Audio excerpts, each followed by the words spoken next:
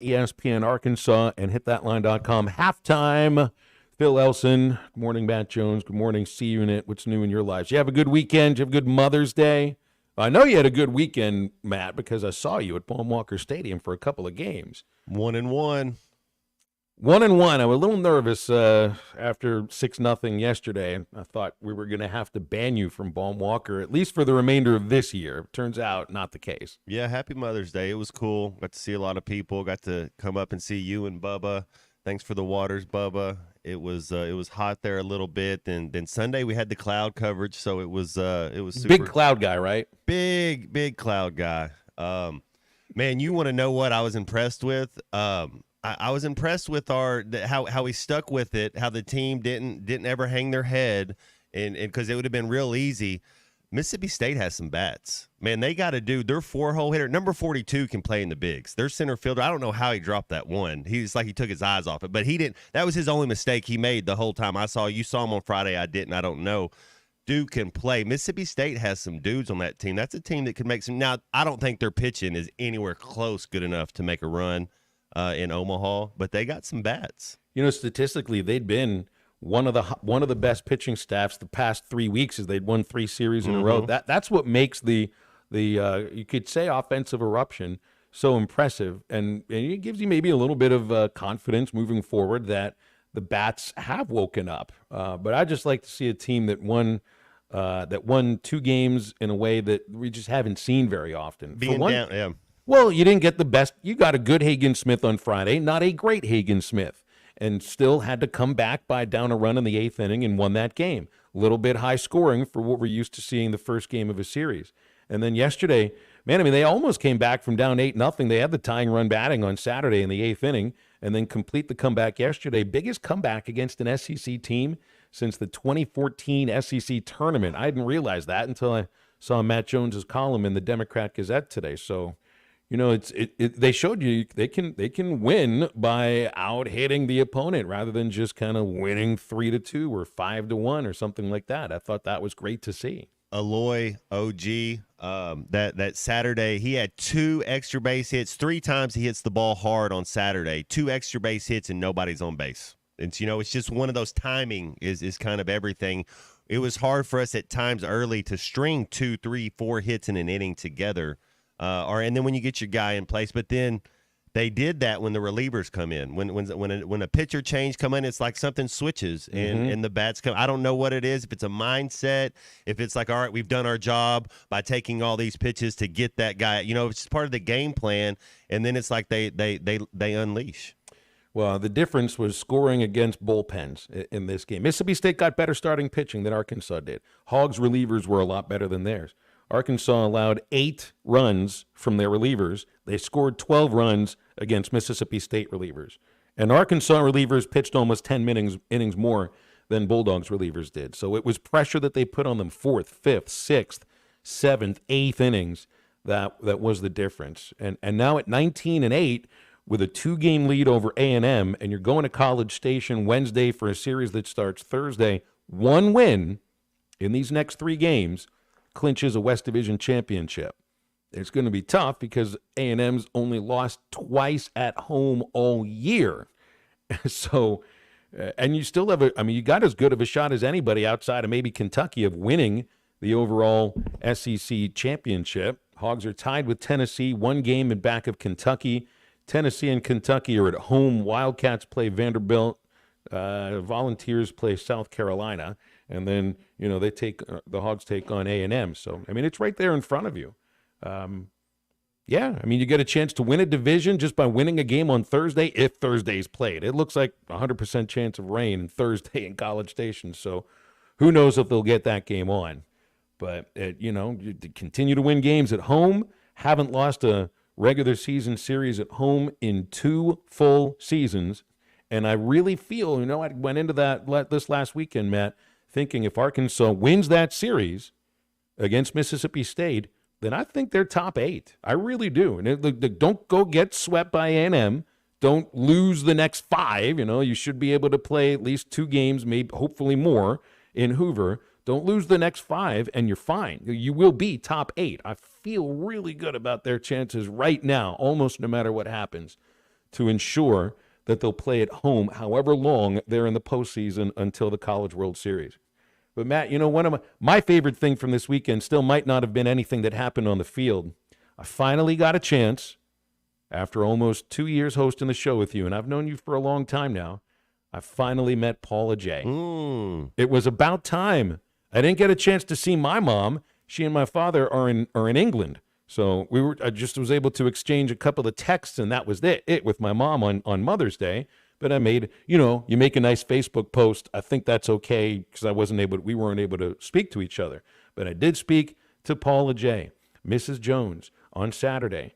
And that, Matt, was the highlight of my weekend. Well, you see where I get my good looks and my charm from now. It's pretty easy to see, man. It was fun. Got to see my sisters as well. They're both moms too. And then ran in. Got to see Peyton Hillis, which was cool. He was at the game on Saturday, right? I hadn't seen Peyton in over a decade. And I don't have social media, so I don't. You just don't talk to people. And dude, he looked like a rock star. He got the black shirt on with the cowboy boots.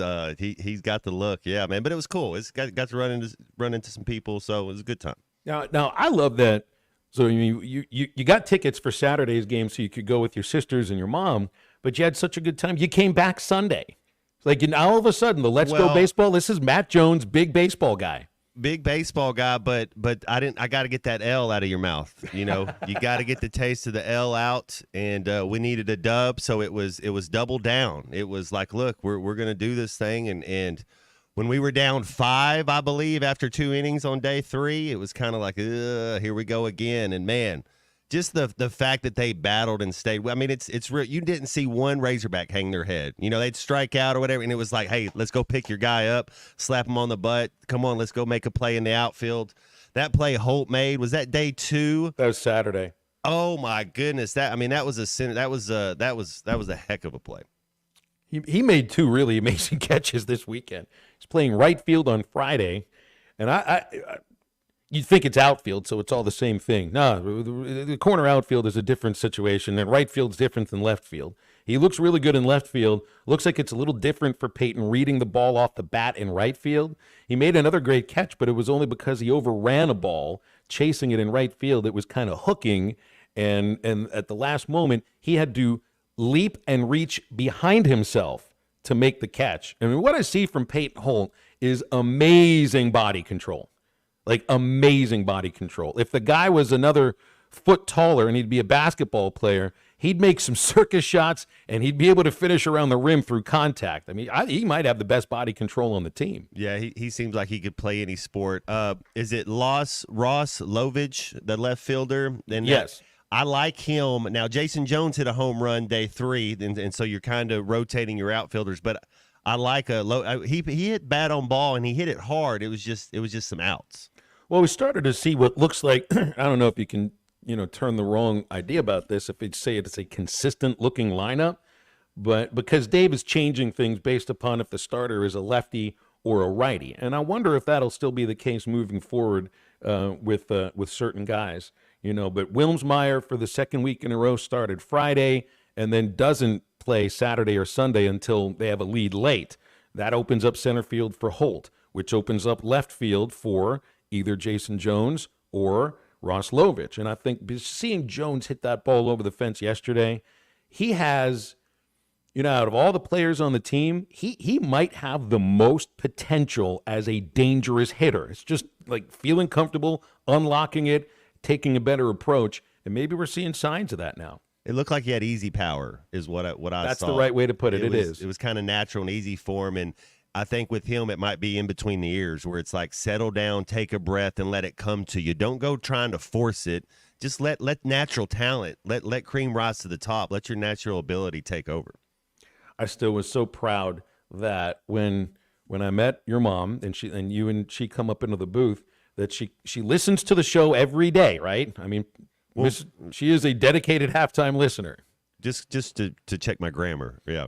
Well, that's why I was proud, because she commented on my grammar. Any English teacher that's listening to this show, or not just this show, anything that they're listening to, it's like fingernails on a chalkboard when you don't use proper grammar. That's the first. She said, I feel like I know you.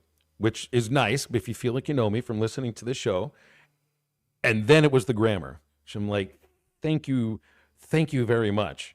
She didn't compliment yours, though, and yours is pretty good. There's not a whole lot, not very impressed with me. So we I just keep it moving.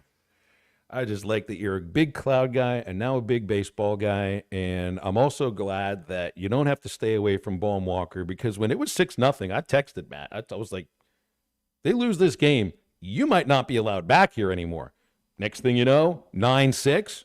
Come on back, man. He was Bob Uecker, too. Like, Matt, where were you sitting in the first game? Oh, we had great seats. We were over there like 110, 112, something like that. You weren't all the way up front. We were about 4 rows back or so. And then yesterday, you were Uecker. Yesterday we were right behind. Even in the front row. Oh, they were perfect. Yeah, both. There's not a bad seat in the house. And the thing yesterday, those clouds showed up early and often. Had a little breeze going on. Man, that was a great day for baseball. Yeah, it was. It was great. And now we go on the road for, once the flight takes off Wednesday, it could be a 12-day road trip for the Razorbacks, because they'll be in College Station through Saturday. Potentially, now this series in College Station, I think, could be pushed to Sunday because of rain. This is the only weekend, because everybody plays on a Thursday, that if a game 3, and you can't play the game 3 on a Saturday, or there's a rain out or something like that, you can push it to a Sunday if it has any bearing on standings. So I do think that this series could be pushed to a Sunday, and it's legitimately a possibility because the weather looks absolutely horrendous for the first game of the series. But, if they can get a doubleheader in Friday or Saturday, they'll do it. It'll just be kind of wild because it is for the division championship. It's good to be with you guys here on Monday today.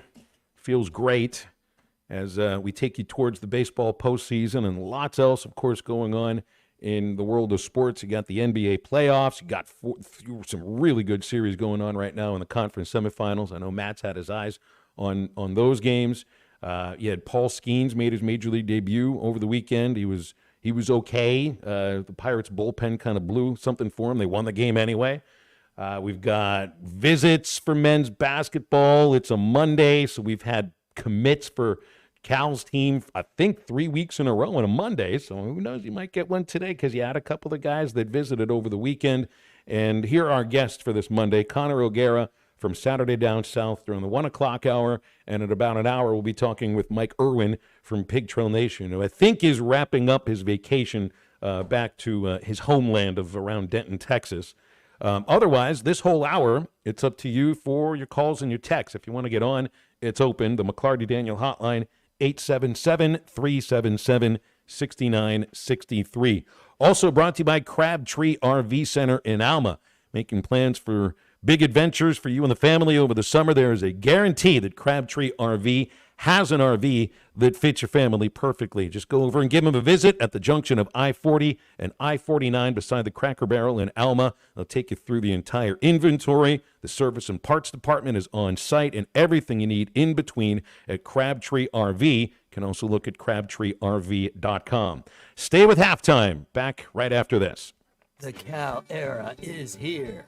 Championship Under Construction is brought to you by Limbird Real Estate Group, serving all of Northwest Arkansas, Missouri, and the River Valley. For all your real estate needs, go to LimbirdTeam.com. Limbird Real Estate Group, serving all of Northwest Arkansas, Missouri, and the River Valley. For all your real estate needs, go to LimbirdTeam.com. Here's the 1-1. Swung on, skied in the left. That ball's hit pretty well, and it's gone! Brett Eibner's hit a home run, and the ball game's tied. Brett Eibner has hit a home run, and the ball game is tied. The Razorbacks down to their final out, and Eibner, for all his troubles this season, has just saved things. Listen to every Razorback baseball game on ESPN 95.3 and hitthatline.com. Pay attention, this happens fast. You're on the forklift in your warehouse when it breaks down.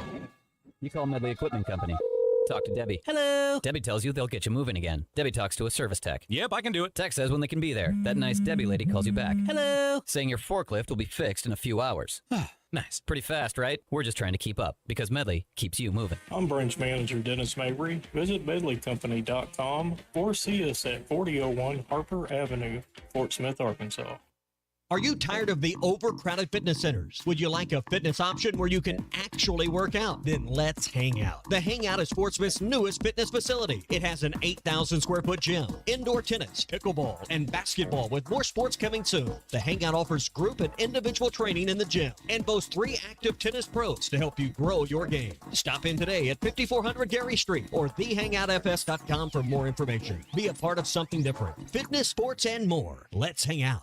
Hey, I'm Arkansas pitcher Hagan Smith. Unlock huge savings as a Pascal Plan Protection member for just $8.99 a month. Enjoy annual AC tune-ups, priority scheduling, and discounts on repairs. Plus, these benefits extend to your plumbing and electrical needs, too. Sign up now and get up to $350 in instant savings on a water heater, electric panel, or new AC system. With their friendly budget payment plans, you'll never overpay for your home services. Don't wait. Visit gopascal.com today to schedule your service or to start your membership.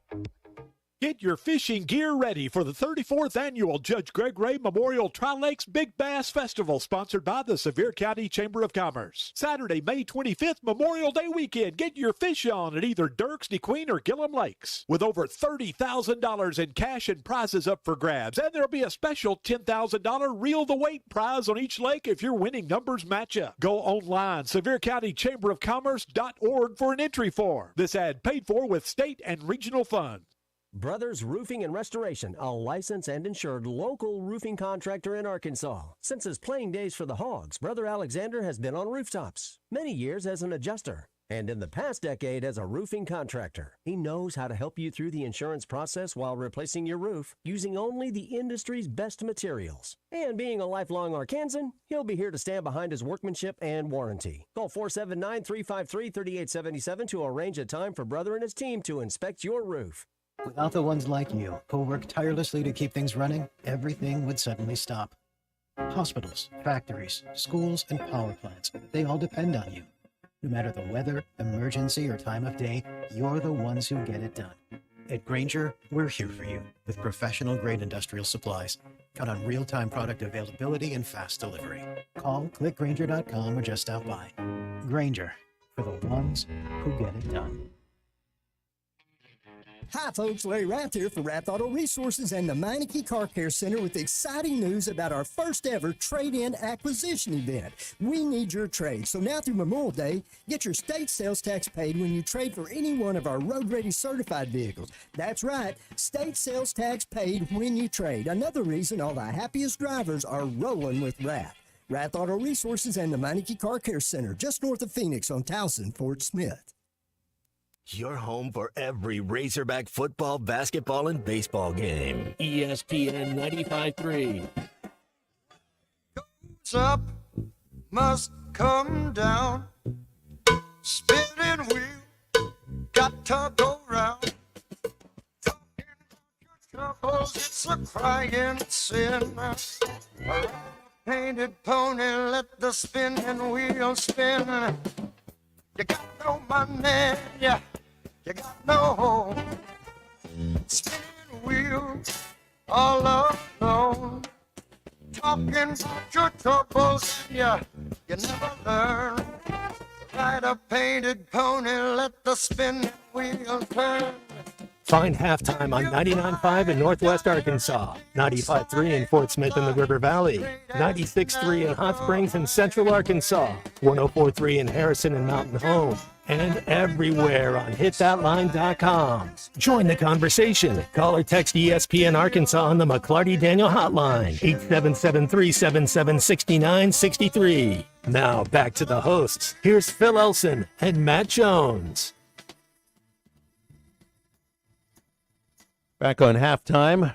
Good to be here today, man. Excited about the next week and excited about what might happen in the next 6 weeks. We got the McClarty Daniel hotline open for you right now at 877-377-6963. Get a great deal at any of McClarty Daniel's 6 locations, Springdale or Bentonville.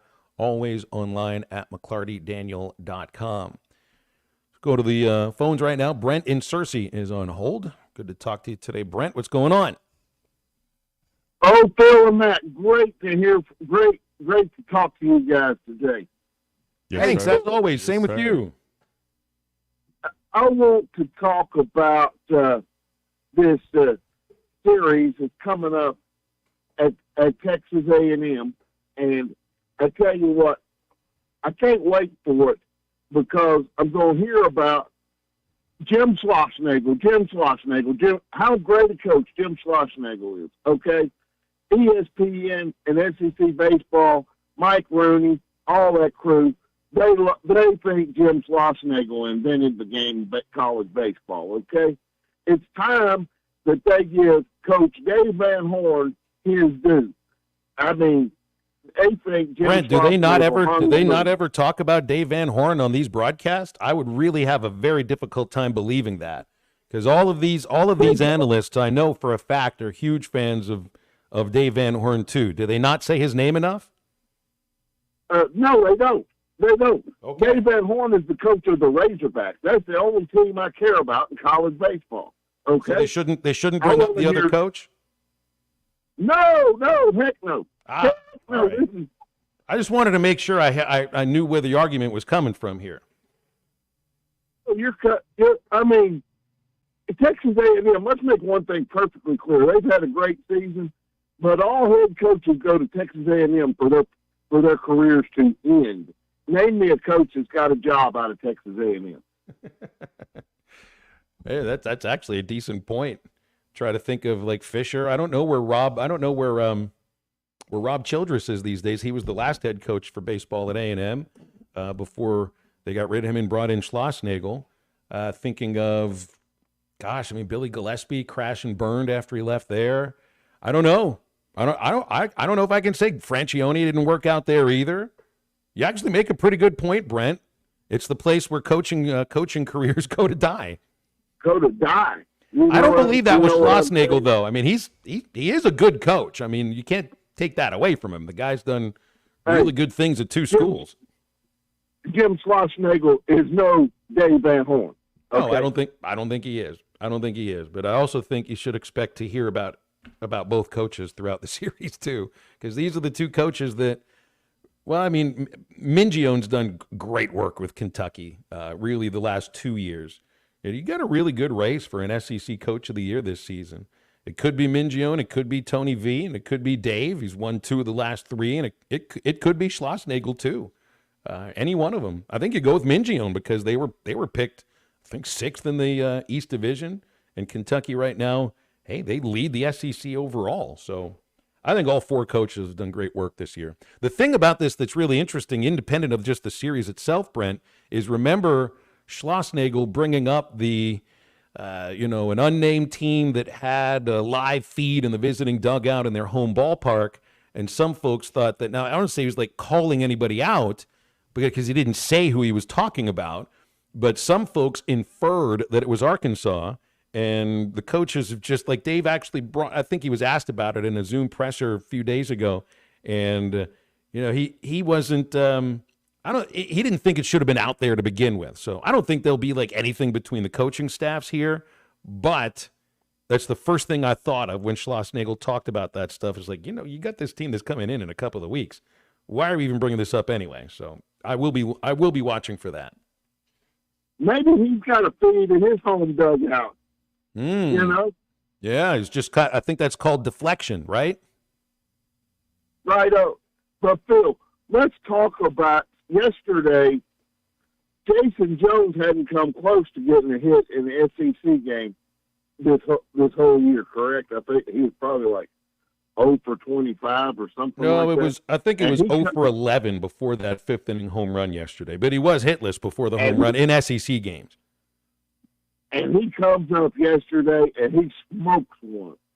Could not be happier for the young man. Yeah. And then let's talk about I believe Hudson White. Is he number 8? Is that right? Am I right on that? I think I can't remember. Hudson White is number 8. Yeah, he's the catcher. And golly, he is on a roll right now, baby. And I just think we're gonna win the SEC West, no question. We just gotta win 2 out of 3, right? You win one game, you're the SEC West Division champion. It's that simple. One win will do it. I thought, how many games is A&M back? 3? 2 games. 2 games back with 3 to play. Beat them once. Game, set, match. Oh, okay, you're right. I never was good at math. Pretty good at English because my mom was. It's all right. I had to stare at the standings for an extra 5 minutes to figure that thing out too, Brent. But yeah, it's good to hear from you, Brent.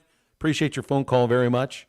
877-377-6963 is our McClarty Daniel hotline. I will say something that I don't know. As a coach, it just seemed kind of funny. Mississippi State hits a home run in the 2nd or 3rd inning, and the whole team comes out and they jump up and celebrate like the game's over. Boom. Yeah, they boom. Well, that's so, to me, it's like, oh, man, if you're the opposing team and you see people acting like that on your home field, that just feeds the fire. Like, don't do anything. Like, act like you've been there before. It's in the 3rd inning of a game, and then you end up losing that game. I mean, kidding. it's how embarrassing is that? No kidding. I hate the boom. When the game's over, if it's a walk-off and in the game and you end the game, I get celebrating as a team. But in the 3rd inning with the home run, we're all coming out of the dugout. It's like, get over it. It's a bunch of eyewash is what it is, man. I mean, you get student managers out there doing it too. It's like, come on, give me a break. Stay in the dugout. Celebrate in the dugout. That's right. Hey, at least they're not James Madison. James Madison boomed a single, for crying out loud, back in the first weekend of the season. What are we doing? They boomed a freaking single. That's not even a, you can't, that's not even a, you don't even snap a single. Like, if you hit a home run, fine, whatever. I mean, I've given up on that. It's just a thing. The Hogs don't do it. Plenty of other teams do. And I'm glad the Hogs don't do it. Yes. But what it does leave them open to, I don't know if you saw. Now, I think maybe you've got that in the system, C unit. Dave Van Horn's very quick post-game speech to the team in the huddle in the outfield. Do you have that available? Yes, give me 2 minutes. Yeah, he's gonna go find this thing, because this gives you evidence of, look, they're in each dugout. It's not like they're just watching everything that happens in the other dugout, because they got their own guys to worry about. But if you're whooping and hollering and screaming and cheering and booming, they're gonna notice this. And Dave said, like, they didn't bleep it, but they had to silence the S word that he said to his team. You know, he knows the camera's there. Dave's not like a filthy mouth or anything like that, but he is a baseball guy. And he was like, I don't hear any more out of that dugout over there. Ooh, I like it. He even mentioned it in the post-game presser, just a lot of bull coming from that other dugout. And they were doing that when they're up 6-0. You saw the same thing with Kentucky, the one game Arkansas beat them. All kinds of cheering. They came across like a softball team. Like, softball, the cheering in the dugouts is part of the culture. It's part of Little League culture in baseball. You get it, just like, I understand keeping things loose and having fun and all that kind of stuff, but acting like a softball team is a little over the top. If you hit a double and you want to get up and you get on your base and y'all all have a little arm thing y'all do and you're staring at, that's different. But everybody running out in the 3rd inning and doing that, it seemed a little grade school. It seemed a little manufactured. It's kind of not real. Well, it makes the silence later on when they lose that much louder. And it just gives you a reason. It's just like, these guys are going to come up here and do this on our home field right here. Come on now. Just kind of gives you a little pep in your step. And I think look, that's like, it's really difficult to quantify what that did for the baseball team in the other dugout. They're seeing the other team celebrating and having a ball and doing it openly and not inside the dugout. And over on the other side, they're like, you know what? There's like 6 innings left in this. That's baseball the last game. time they celebrated that game. There's a lot. There's a lot that can go on from that. So, do you have this available yet, C Unit? He can't find it. It's out there somewhere, and I can't play it either because. Do you have your camera on, Matt? Got your camera on. Got my camera on, so I'm not playing sound bites. But trust me, DVH. We'll get it next segment. DVH in the post game screamed something about, I don't hear any more of that out of that dugout over there. So I think that was a little bit of a motivator. And look, I mean, for Brent's point about the TV guys talking too much about Schlossnagle. I really do think that they love DVH. I think all the broadcasters who are close to college baseball, I think they really appreciate DVH. I think they talk plenty about him, but they're going to talk about the other head coach. I do have it. And as good as DVH is, he's not the only coach that has done a really good job this year. Schlossnagle's another one of them. All right, C Units found it. This was DVH after the win yesterday. I don't hear coming out of that dugout.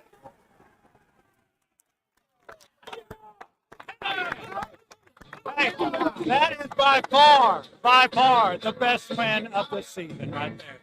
Thank you very much. Happy Mother's Day. We'll see you tomorrow. That's about as loud as I've ever heard him.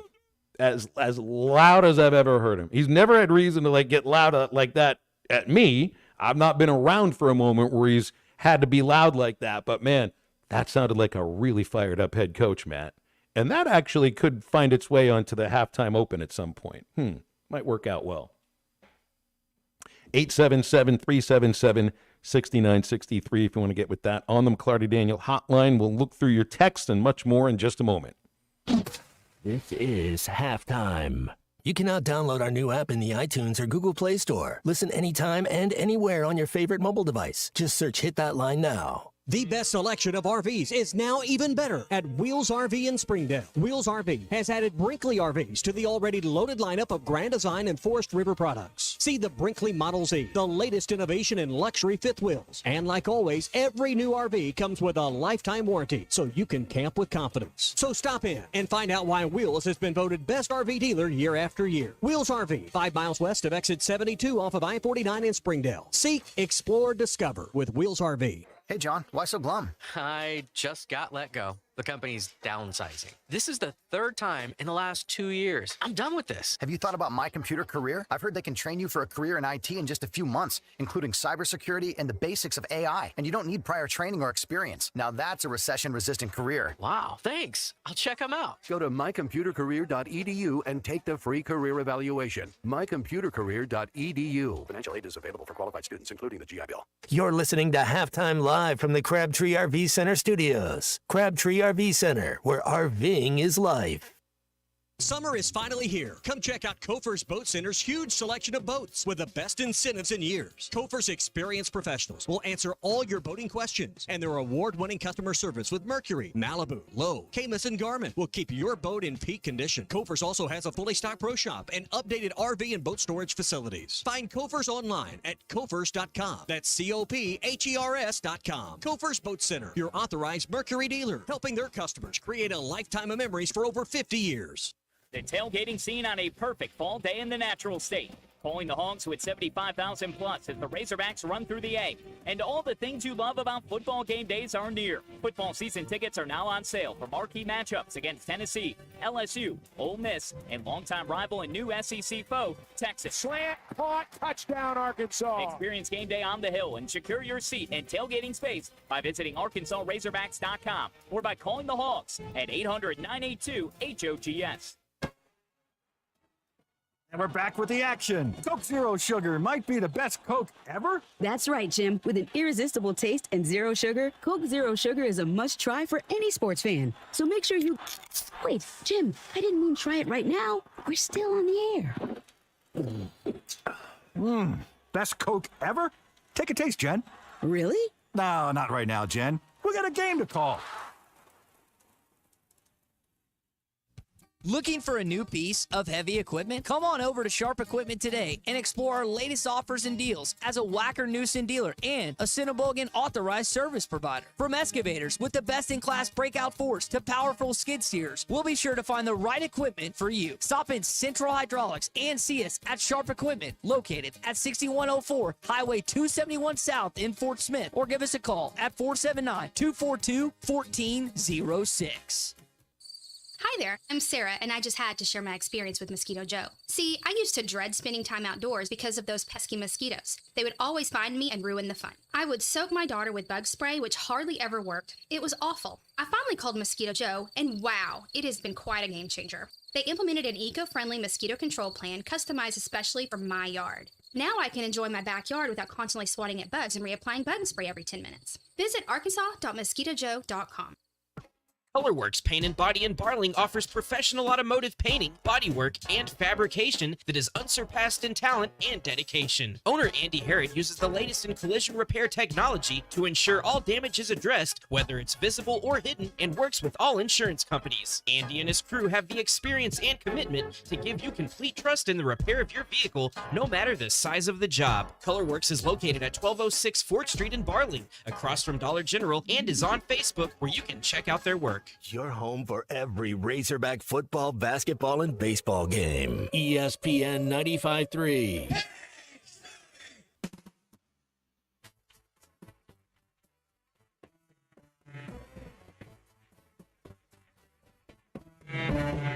Hello, I love you, won't you tell me your name? Hello, I love you, let me jump in your game. Hello, I love you, won't you tell me your name? Hello, I love you, let me jump in your game.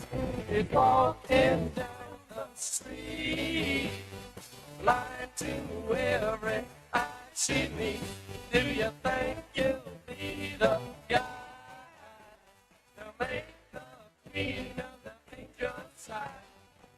You're listening to Halftime with Phil Elson and Matt Jones. Want to jump in the conversation? Call or text ESPN Arkansas on the McClarty Daniel Hotline, 877-377-6963. Now, here's Phil Elson and Matt Jones.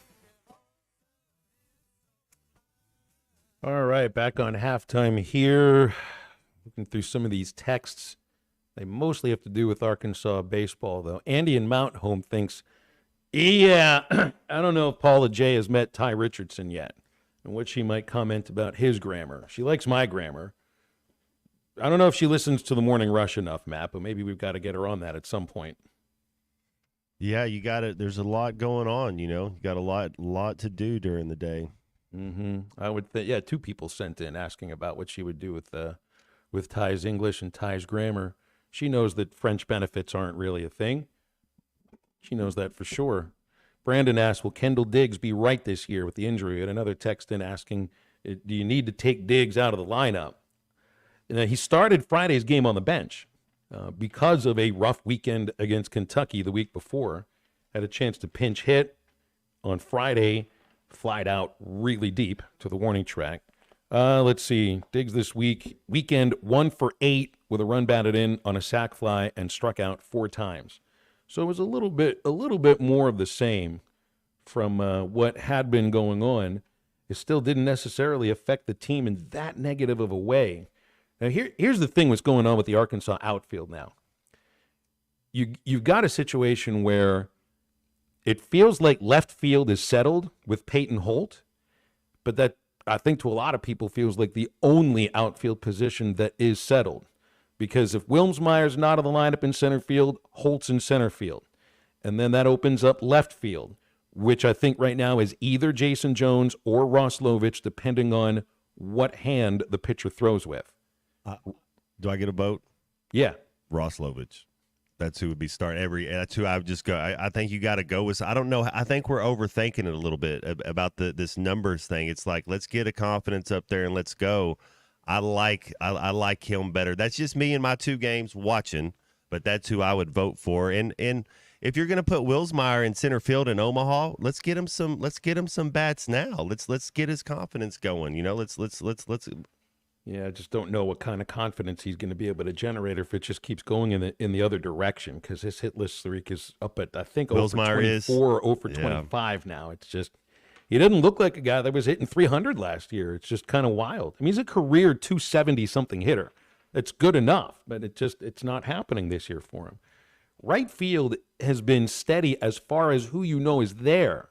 And I still think there is something there for Diggs to improve upon that he can. Is the shoulder bothering him? Maybe that's a reason. But he seems to be swinging free and easy in batting practice. And I'm up close during BP, and he looks just fine in batting practice. So I don't know if it's the shoulder or not. Now, you take him out, who are you going to put out there? Who goes to play right field?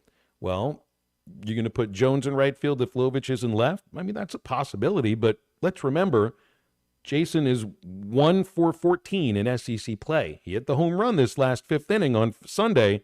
Is that a guarantee that that's going to be what happens every weekend? No, it isn't.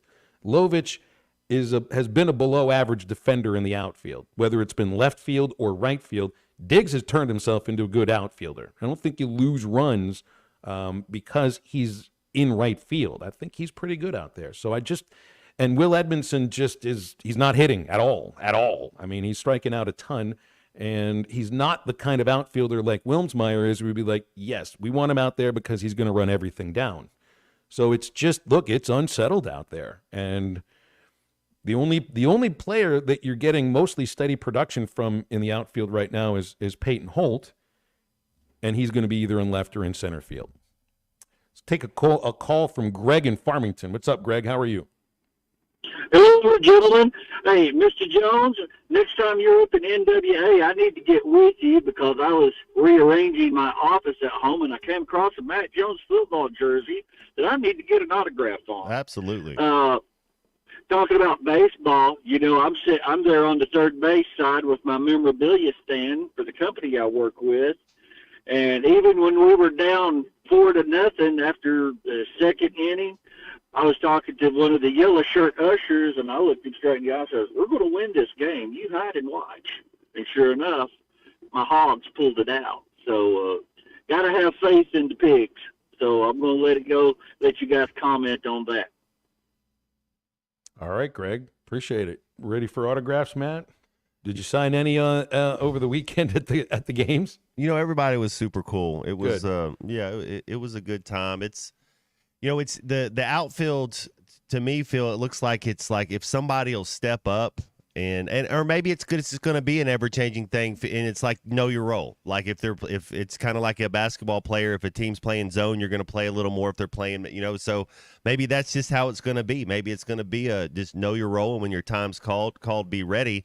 Sometimes as a player, Phil, it's tough to sit all day, like the anxiety, like when you're playing and you get hit and you're the first and you're out there. It seems, I don't know, that's just a personal thing. It's like you seem you play better when you got to go sit and wait 6 innings or a game and a half, and it's just like the flow. It's a little bit different. So I also think it's more than the injury for Kendall, the shoulder. There's something about his approach this year that is different from what we've seen last year. Bubba and I talked about this on the air and off the air. It's not just that he's getting himself into tough counts by taking a strike. It's where the pitch is that gets him into the tough count. One of the things Diggs was really good at last year was being ready for a fastball inside and turning on it. I mean, he could crush those fastballs inside. This year, he's not hitting those pitches. That's a pitch that he's missing or taking for a strike. It looks a little bit more like an opposite field approach from Kendall, which I don't think we saw last year. And it's funny because, a lot of folks were like, wow, they're always trying to pull the ball. They're always trying to hit it high in the air and pull the ball. Well, I think this year they're taking a little more of an opposite field approach. And yet, a lot of complaint about the offense for statistical purposes or reasons. So I think Diggs is going with a different approach. And he's getting himself into tough counts, and he's not hitting the pitch that he was hitting last year, which tells me that, I don't know, can you just automatically switch back to the approach you had the year before and start turning on those pitches? His bat speed looks fine. I don't think it's a matter of bat speed. I don't think it's a matter of the shoulder. I think it's more a matter of approach. Anyway, I mean, I think that there's room for improvement. There's a lot of room for improvement for Kendall, but I'm saying I think he can get there. And they're right now, look, I mean, you can point to what Jason did with the home run, this or that about Lovich. There's a reason why Jason Jones didn't start 2 SEC games in a weekend until this weekend, when you were basically desperate for some production from left field. There's a reason he was not playing, because he wasn't successful when he got the chances, and he swings and misses so much. With Lovich, it's a little bit of batting average, not a lot of run production, and he's struggled in the outfield. With Edmonds, I'm going to give you the reasons why. There's all these reasons why Kendall Diggs is still the right fielder. And I think those reasons end up outweighing reasons why he won't play. 877-377-6963 for calls and texts on the McClarty Daniel hotline. And then there's the conversation about what do you do with the starting rotation? If it was one pitcher that's struggling, it would feel like it's simple to just make one change. And then you have, like a Gage Wood would go in for either Brady Tigert or Mason Molina, because that's the guy they've stretched out and has looked better in the SEC. Like, I know Bibee can also maybe be a starter, but hasn't really pitched very well in SEC games. Maybe Colin Fisher could have been that pitcher, but he's had the elbow injury, so he's out for the year. It's two pitchers. I don't know if you can replace two starting pitchers the last weekend of the regular season. You're going to need one of them. You really will. Who is it?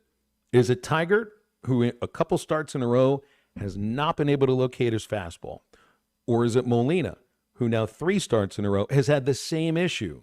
And their other pitchers also haven't been getting over to the point to where they're weapons any longer. They need that fastball command. Without that, any pitcher that doesn't have fastball command, that doesn't have a slider like a Hagen Smith, is going to struggle. So I don't know what to do at this point, right? You know you can trust Hagen. The other 2 starting pitchers have had bad outings 2 weeks in a row, and for Molina, it's been 3 starts in a row. So I think you can change one. Changing 2 at this point, that seems like a step too far. Do they have somebody that works with their breathing? Like, do they have does a pitch? Do they do any type of breathing exercises? Molina was if he needs to get with a breathing coach, something to work on it. I think that would help him tremendously. As you go up in level of sports, they have people like that for you, and then you don't even know about it until somebody tells you about it. So I don't know if they have anybody like that on the baseball team, but it's so important. He was, just watching him out there, he's an amped up guy. Just relax and breathe a little bit. And on that pitch, it was like, don't throw a fastball right there. And sure enough, he throws a fastball. But what are you going to do? I wouldn't be surprised if the rotation is announced this week and it's Hagen Smith and a couple of TBAs. I really do, which is shocking. It's not to say that one of the other 2 guys won't start. It's just shocking to think about. For the entire year, you've known what your rotation's looking like. For 14 weeks, you've known what that rotation's looked like. Now in the 15th week, we don't. It's kind of shocking to think about that. We got a break. We'll come back, wrap up hour number 1 in just a moment. This is halftime. This is Bruce Stanton, Vice President and General Manager of Pradco Fishing in Fort Smith. Our #1 volume lure out of our 20 fishing brands. This video is powered by the pros at Pascal Air Plumbing and Electric. Arkansas owned, Arkansas operated. GoPascal.com. Thanks for watching us here on ESPN Arkansas. Download the brand new Hit That Line Now app in the Apple and Google Play stores. ESPN Arkansas, more than just radio stations.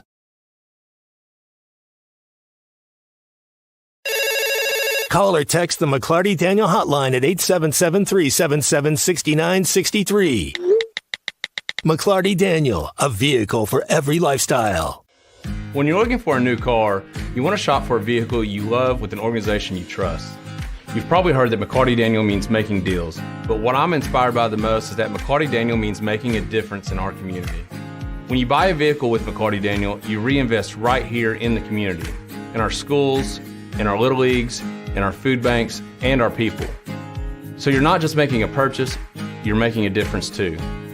Come see us at any of our 6 locations in Northwest Arkansas. Tommy Kraft here. When it came time for new gates and some fence repairs at my home, the Fence Man was my first call. The Fence Man does it all, from large commercial jobs to small residential repairs. Wood privacy fence, vinyl fence, commercial or residential chain link, even custom wrought iron fencing. 479-782-3936. 18 months, same as cash financing with approved credit is now available. If it involves fencing, the Fence Man does it. The Fence Man. He ain't afraid of no work. 479-782-3936. A dandy white perch. Big old slab. C'est bon, sacalé. One beautiful crappie. It's a paper mouse. Some serious crappie. Nice speck. We got crappie. They might go by different names, but all prefer the same thing. Bobby Garland, America's favorite white perch, slab, sacalé, paper mouth, crappie, speck, crappie baits. I call it dinner. BetOnline is your #1 source for all summer sports, from Major League Baseball, golf, to the NBA and NHL playoff stats. They've got all the latest stats, news, and scores available to follow your favorite teams. Get the latest odds and lines, including the latest team matchups, player props, and odds on just about every sport out there. Head to the website today or use your mobile device to get in on the action. Bet online, where the game starts.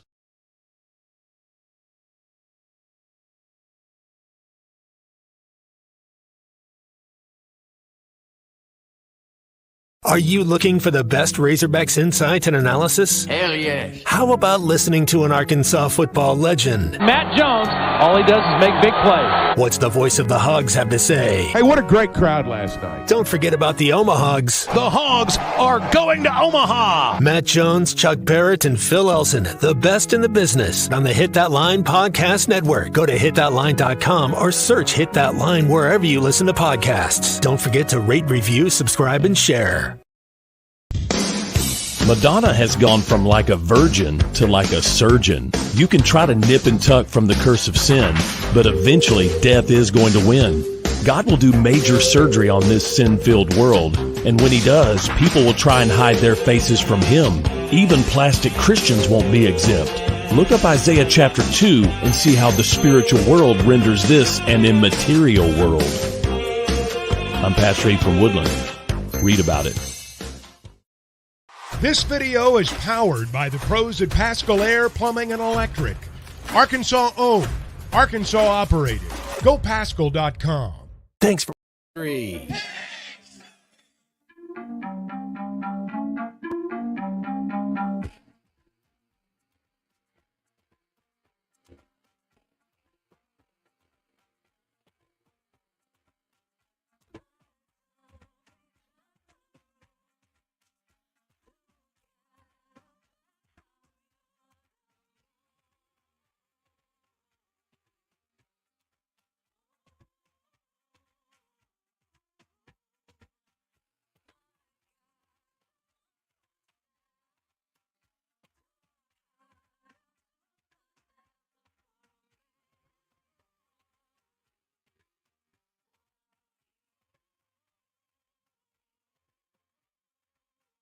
Welcome back into halftime live from the Crabtree RV Studios. Crabtree RV Center in Alma, where we make your dreams come true.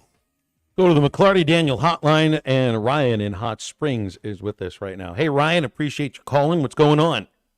I just wanted to say I agreed completely with your comment about if you're going to pull somebody from the bullpen to be the starter, Gatewood would definitely be my first choice. But I wonder if the better option wouldn't be just to keep a closer eye on our starters and kind of the first sign of trouble, just give them a short leash and start getting, kind of get it going and don't waste no time on getting them out of there. That way you're kind of still showing you still got a little bit of confidence in them. Maybe they can kind of work through it. But also, if you got to pull them, pull them. Well, that's what that's what these last two starts were. They didn't have the stuff. They got pulled. They didn't get much of a leash. They didn't get the 3 innings that they got against Kentucky. So if they do get a start again, the leash is shorter. So, I mean, the conversation about who do you put in right field if you take out Kendall Diggs, it's the same thing with the starting rotation. And it's even different than that because if you take either Tigert or Molina out of the rotation or both of them, well, Gage Wood goes in. Well, then who's the next guy? Right now, Gabe Gackle is way too important as a reliever. And the fact that he showed he can pitch 2 times on a weekend and look better the second game, I think that's massive. Right now, he's their best reliever. I would be very surprised if he goes into the rotation until next year. He will be the Friday starter next year. But then what do you do with Tigert or Molina? So Brady used to be a closer. Are you going to trust him? Are you going to trust him right now when he can't throw his fastball with any command to have a ball in the 7th or 8th or 9th innings? Or are you just using him as a mop-up guy if you're getting blown out or something, and then it's kind of like a wasted roster spot? With Molina, it's the same thing. You know, I mean, you want to put them in a situation where they'll have some success, or you just taking them out and they're not pitching anymore. It does feel like you need something from both of them in the postseason if you're going to go anywhere. So I mean, it's the same idea as well. You want to fire a head coach. Well, all right, who's going to come in and do a better job than who you have for whatever program it is? The grass is always greener on the other side. And look, I think there's something to be said about consistency and knowing who it is that's starting, but you can't routinely be down 6-0, 8-0, and think that you can just come back because it's happened this time. This team is still built on starting pitching, relief pitching, and defense. It's just the bats have come a little bit more alive, so maybe you don't need quite as dominant of starting pitching as you had for about the first half of the season. 877-377-6963 is our McClarty Daniel hotline. We didn't want to get with this. We'll take your calls and texts in the upcoming segment, and we'll be joined by Mike Irwin from Pig Trail Nation in about 20 minutes. It's a beautiful Monday to be on ESPN Arkansas and hitthatline.com with noted baseball and cloud guy Matt Jones, and, of course, the C Unit, who is healthy after feeling like crap last Friday. And I'm feeling great. Home for just a couple of days before going on the road for 2 full weeks. And road laundry next week. Yes, sir. Halftime's right back after this. Let's see. Leaky faucet Tuesday. Water flooding the yard. Better put that down for the middle of the month when the bills aren't due. Honey, what are you doing? Planning our plumbing problems, of course. You can't plan our plumbing problems, but you should plan our plumber. What do you mean? Like all important contacts, I keep Westark Plumbing in my phone. They're always there when we need them, and they don't overcharge since they know we don't plan our plumbing problems. Here, honey, here's their number. 646-5151. Thanks, babe. Westark Plumbing. We keep you flowing. At Southern Tire Mart, we look out for you and your vehicle. Come visit us for America's most trusted brands like Michelin Tires and top-of-the-line service. You can depend on Southern Tire Mart and Michelin Tires to keep you rolling. Come see us at Southern Tire Mart, just off I-540 exit 14 in Fort Smith, for Michelin tires that fit your needs and service that cares for you like family. Patriot Transport wants to thank their drivers for their hard work and dedication. The local and over-the-road drivers are essential to the Patriot Transport mission. Day in and day out, Patriot Transport drivers are on the road striving for safety and success. To the behind-the-scenes dispatch and office employees, Patriot Transport thanks them as well for the hard work they put in day and night. If you want to be a part of the Patriot Transport family, visit patriottransport.com. Patriot Transport is located in Danville, Arkansas. Tommy Kraft here for the Fitzman. Do you own a business that needs more security? Or maybe you just want a better look and more curb appeal? A new fence from the Fitzman can give you both. In business for more than 40 years, the Fitzman can custom install any type of fencing, gates, and controlled access for your business. Call the Fitzman and ask about 18 months same as cash financing with approved credit. 479-782-3936. That's 479-782-3936. The Fitzman. He ain't afraid of no work. Can you explain the infield fly rule? Neither can I, but I can help you navigate a variety of legal issues, from divorce to personal injury to estate planning. I'm Jackie Mock with Mock Legal Solutions, a new law firm offering affordable flat fees with payment plans available. You get an ace at the price of a minor leaguer. Now that sounds like a grand slam to me. Call Mock Legal Solutions for your free consultation. 479-769-1505. Real advice, reasonable price. ESPN Arkansas weather. Mostly cloudy sky. Occasional showers and thunderstorms for today. Our high temperatures this afternoon will be in the mid to upper 70s. Showers and a chance of thunderstorms tonight. And overnight low will settle back into the upper 50s to low 60s.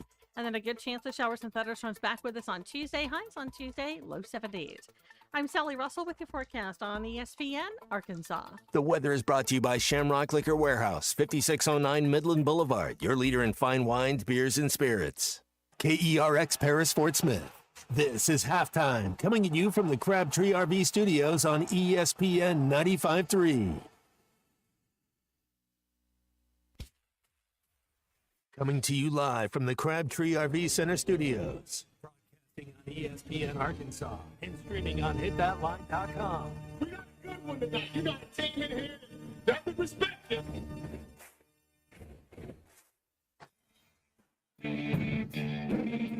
Smith, I'm all right. What can't they dominate? And we not doing it. We're going to go get one and celebrate on somebody else's field. Well, Matt Jones, man, take it to the house. And the dunk. Both said you had very motivational words at halftime. It's Halftime with Bill Olson and Matt Jones. From the bottom of my toes to the top of my head. Let's go, man. I have zero respect for saying no mock at halftime. One Razorback. It's vintage Matt Jones. Here we go. Right now, let's take the field. Call or text on the McClarty Daniel hotline, 877-377-6963. Now, here's Phil Olsen and Matt Jones.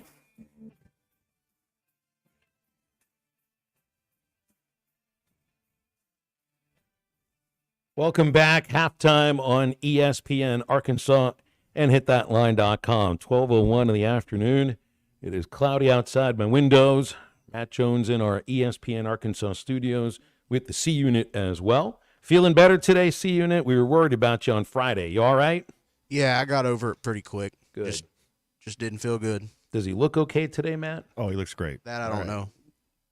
He looks great. Apparently, little Bronny James looks great too. Cleared his physical and medically. He's cleared to be in the draft and all that. And there's talk about if you have the first pick in the second round, because he's a G leaguer, but he just wants to come up and play with his pops one.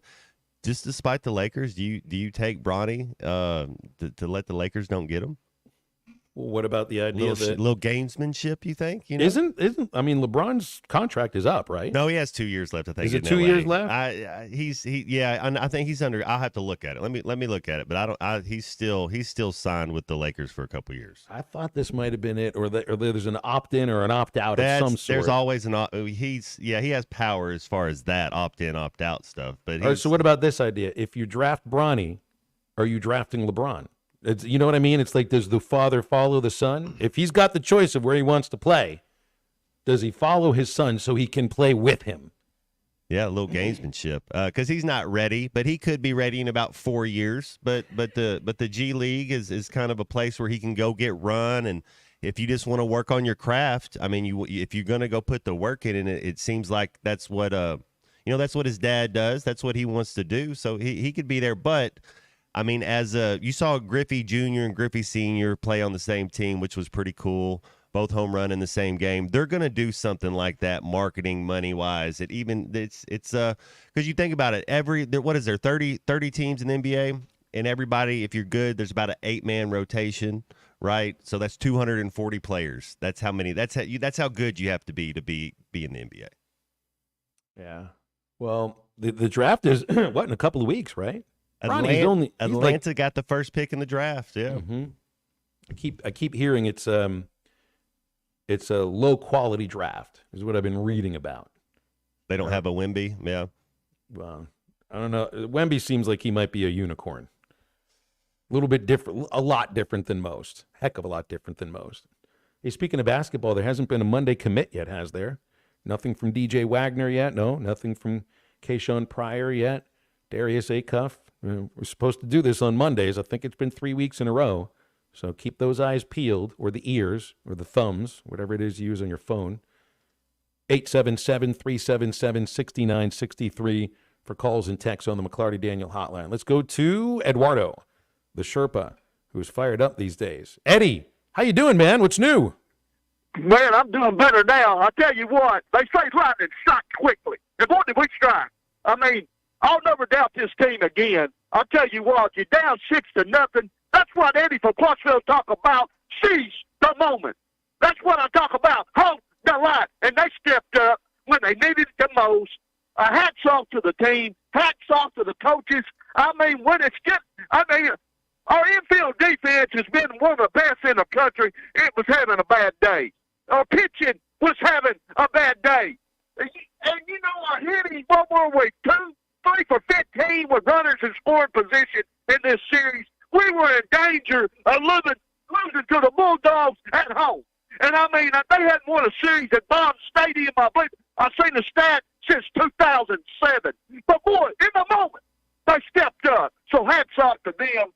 As far as Mr. Diggs goes, I don't know if it's a confidence thing or not. I'd leave him out there for his defense.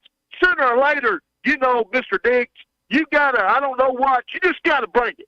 You got to look yourself in the eye, no matter what anybody else says, and go up there and take care of it. Just make contact with the ball, son. You got the power to do it. You've been up there long enough to do it. So as far as Molina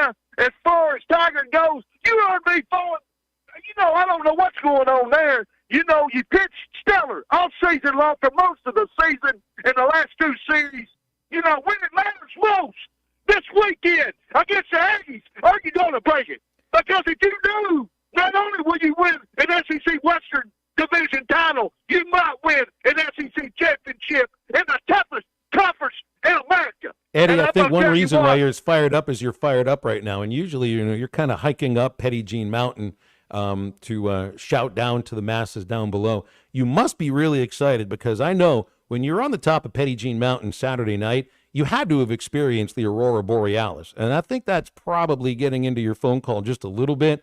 Like, I feel like you're glowing like the Aurora Borealis was glowing. Is that what you did this weekend? Obviously it is. I tell you what, I wanted to put on a song, the Beastie Boys. You know, you got to fight for your right in this conference. Because all of them are heavyweights. All of them have something to play for. And the last 3 national championships have come out of the West. So I'm going to say this to the Hawk Train. You got steam now, baby. Go down there. You know what? Take care of business against the Aggies. And if you do that, woo! The whistle is going to be blowing into the NCAA tournament. Thank you very much, Eddie, for listening to our show. Beastie Boys also sang a song called Hey Ladies. It was on the album after, I think it was on the album after License to Ill. I like that one more than You Gotta Fight for Your Right. This is good. You think Nas's Illmatic is a tribute a little bit to the Beastie Boys? They're all New Yorker guys, right? Like Nas is a New York rapper. Yeah. Yeah, pretty sure about it. All right, Charlie gets to do something he never wants to do, which is bat second behind Eddie. But don't worry, Charlie, you don't have to do all that much. Eddie just hit a triple. You just got to bring him in. What's up? Man, what I need to do I just need to kind of bunt it out there. He's taking a big lead off the third, right? He's already halfway home. Corner infielders are up, man. They think you're bunting. You're going to have to swing away. You're probably right. Hey, I think for me with Diggs, I just think he's hurt. And I'm not trying to make an excuse for him, but he just doesn't. Listen, it's got to be difficult to swing with, that's his front shoulder, right, that he's trying to swing with. I think obviously some of it's probably mental, but I just don't think he's healthy. I mean, I think that is the biggest thing. And to be honest with you right now, who is Dave going to put in there? I still would take Kendall Diggs. And I'm not knocking guys on the bench, but, you think about Kendall, I mean, him at I don't know what his percentage would be health-wise, but him like that is still better than a lot of the, he just really is. I mean, he's that good. So I understand he's struggling right now. I get all that, but at some point I could see him coming through and making a hit or two. Everybody wants to talk about this team struggling hitting-wise, and it's always the negative, and we want to go after Coach Thompson. How about giving Coach Thompson some credit for how Hudson White is swinging the bat right now?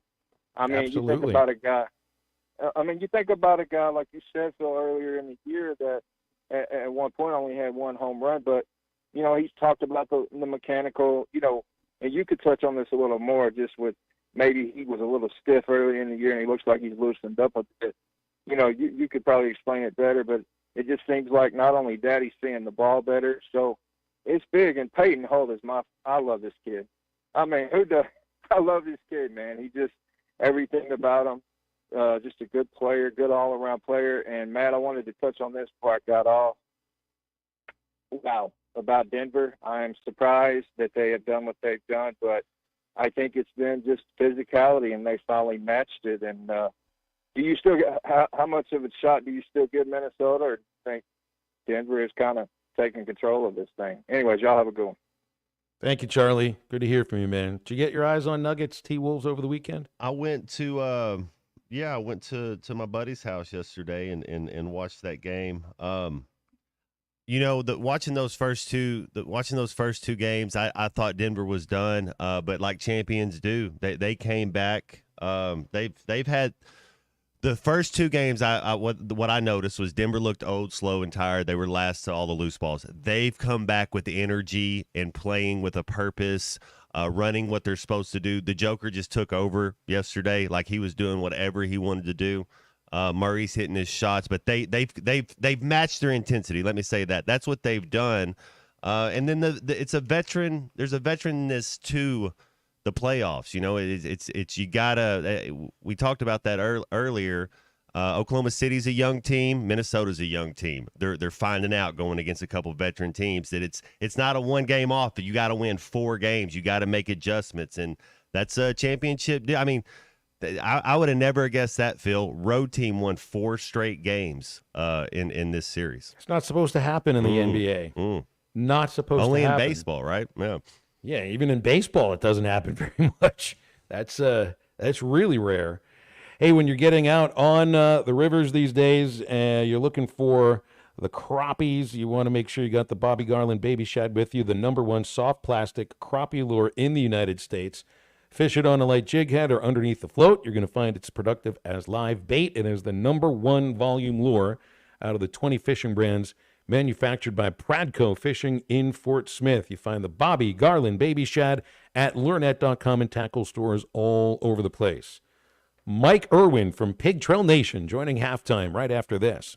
The Cal era is here.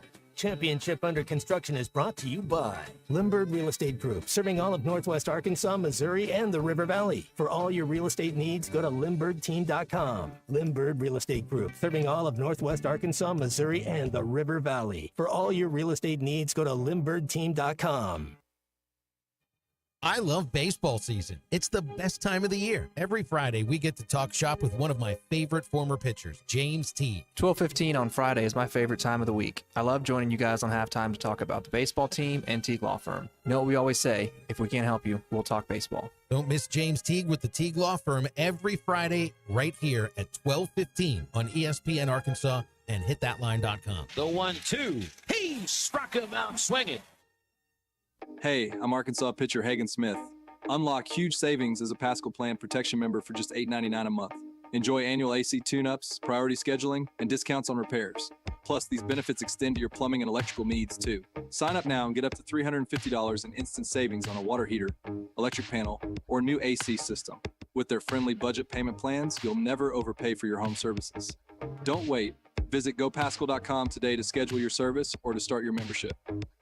The Old Fort Days Rodeo, a Fort Smith tradition since 1933, has a new tradition with the launch of Old Fort Days Rodeo official merchandise. Over 25 different ball caps by Red Dirt, Cactus Alley, and Richardson. 12 different t-shirt designs for men, women, and children. Koozies for your beverage cans and bottles. Yukon Outfitters stainless cups and tumblers. Hat pins, stickers, and more. Check out the awesome collection of Old Fort Days merchandise. Only at Jelco Outdoors, 4600 South Zero in Fort Smith. Come on along, head for the mountains of Bushfield.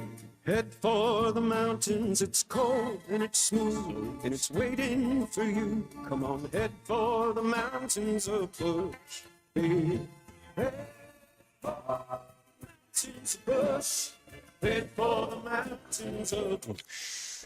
Like me. Enjoy responsibly. Copyright 2022. Anheuser-Busch, Busch, and Busch Light Beer, St. Louis, Missouri. The people have voted, and Evans Body Shop has been recognized. Voted best in the River Valley this year and 5 years running best of the best independent body shop. We are so grateful for the support of our community. EBS has hundreds of 5-star reviews and countless satisfied customers. We invite you to experience a customer service level that sets our shop apart from the others. Call or come by today to see why we say Evans Body Shop, where we meet the nicest people by accident. Are you tired of the overcrowded fitness centers? Would you like a fitness option where you can actually work out? Then let's hang out. The Hangout is Fort Smith's newest fitness facility. It has an 8,000 square foot gym, indoor tennis, pickleball, and basketball with more sports coming soon. The Hangout offers group and individual training in the gym and boasts 3 active tennis pros to help you grow your game. Stop in today at 5400 Gary Street or thehangoutfs.com for more information. Be a part of something different. Fitness, sports, and more. Let's hang out. At Shelter Insurance, we believe insurance should adjust to fit your needs. That's why we work with you to design an auto, home, and life insurance plan that's particular to you. Insurance that fits just right. And Shelter is known for our award-winning customer service, satisfied customers, and a plan for you. Ready to check us out? Shelter Insurance. We're your shield. We're your shelter. See Agent Jeff Clark in Fort Smith or Agent Brad Howell in Van Buren. Clogs? Nobody wants a clog. West Arc Plumbing knows that clogs are a serious issue. They can signal that bigger problems are on the way. So contact West Arc Plumbing while the problem is small. Slow shower and sink drains, gurgling toilets, and outside cleanouts making a mess? Call 479-646-5151 today. West Arc Plumbing and expert drain cleaning since 1993. They keep you flowing. If you have slow drains or high water bills, call West Arc Plumbing and expert drain cleaning service. 646-5151. Your home for every Razorback football, basketball, and baseball game. ESPN 95.3. Chill, not on the side, it's my ego because I'm fucking down with the word on my tongue. Be like in, take a breath, and my mouth is blue, so while I get a minute, dream of you. Have you ever made out of the dark hallway? This way, this the main pretend to say, when the track is in direction, it's your mix, congratulations. Take a lot of things, some stuff, gonna be a boyfriend down. If I ever did it, you, it's just let me do it now. Go back in, I bet you better won't stop, for me now. That's because I told you so, you know. Yeah, we want this.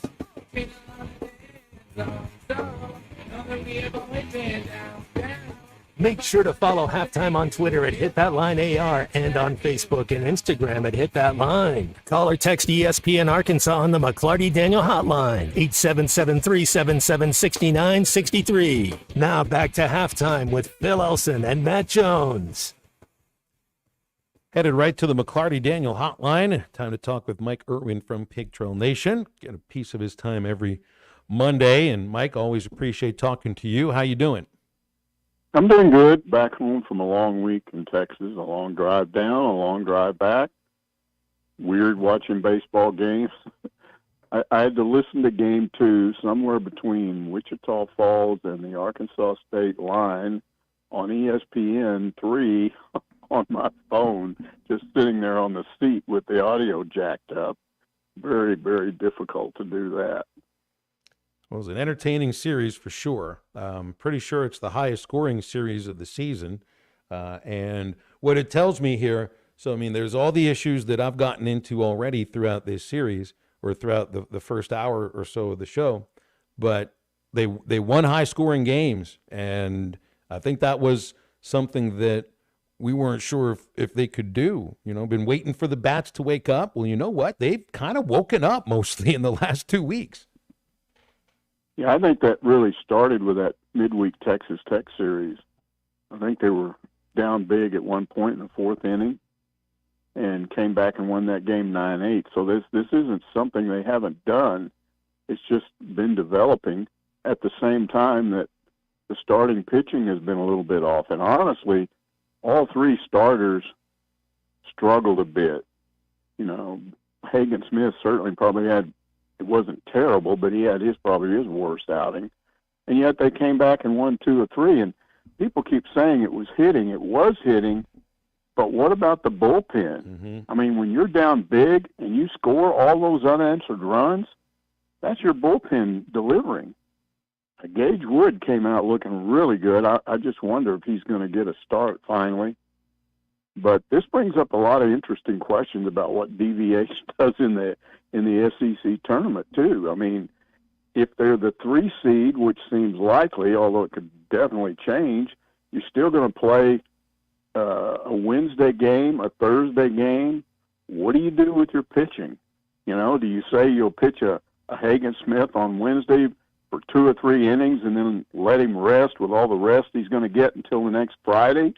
Or, you know, how do you handle that? So it's all pretty interesting. Yeah, it really is. And so you mentioned the bullpen. And, yeah, if you're going to come back from down 6 runs, be like, well, they obviously hit, but that also means that your bullpen's going to have to keep you in the ball game. And they did that on Saturday for the most part. Bobby struggled at the outset, but from, I guess it was the 5th inning on, really good relief pitching. So, I mean, both relief pitching is more of a strength than starting pitching right now because you're seeing Gage Wood rise to the occasion. You're seeing Christian Fouch really become a very good reliever for an inning at a time. McIntyre looks closer to where he was in March. And Gabe Gackle, man, I want him to be a starting pitcher next year, but I want Gabe Gackle to have the ball in the 8th inning when they have the lead and the 9th inning when they have the lead. You felt pretty comfortable with him once they got that lead and a 3-run lead to boot, and then he's got to go 2 innings. He got a little bit dicey in the 9th, but I mean, you just have confidence in him. And then even Faraday, a guy that gives me the willies when he comes in the game, he had, I think, at least 1 good inning. So, I mean, all of that looked good. And then somebody was questioning me about why did DB8 say that was the biggest win of the year. It was big, but why the biggest? And I think some of it is that, the coming back from behind and the offense clicking.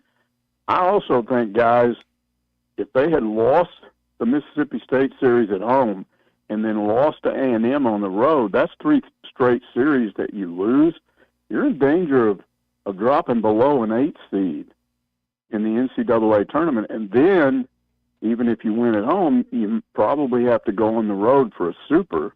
Although if you look at the long history of Arkansas in the NCAA tournament, there have been plenty of years in which they played better on the road in the NCAA tournament than at home. But I would say you'd still want to play at home. Mike, how important is this last series of the season, and what do you hope to see in these last 3 games? Well, you'd like to see. I'm interested to see if Dave Van Horn, which he threatened to do last week and didn't do, if he's going to put Gage Wood in a starter in either one of those 2 positions, and who does he take out? So that's interesting. A&M has stopped hitting lately. They lost 2 games in 2 low-scoring games over the weekend. They had lost to LSU in a couple of low-scoring games, and then if you go all the way back 3 weekends ago, they had the one game they lost to Georgia was a fairly low-scoring game. So have their bats cooled off? And if so, I think that certainly helps Arkansas.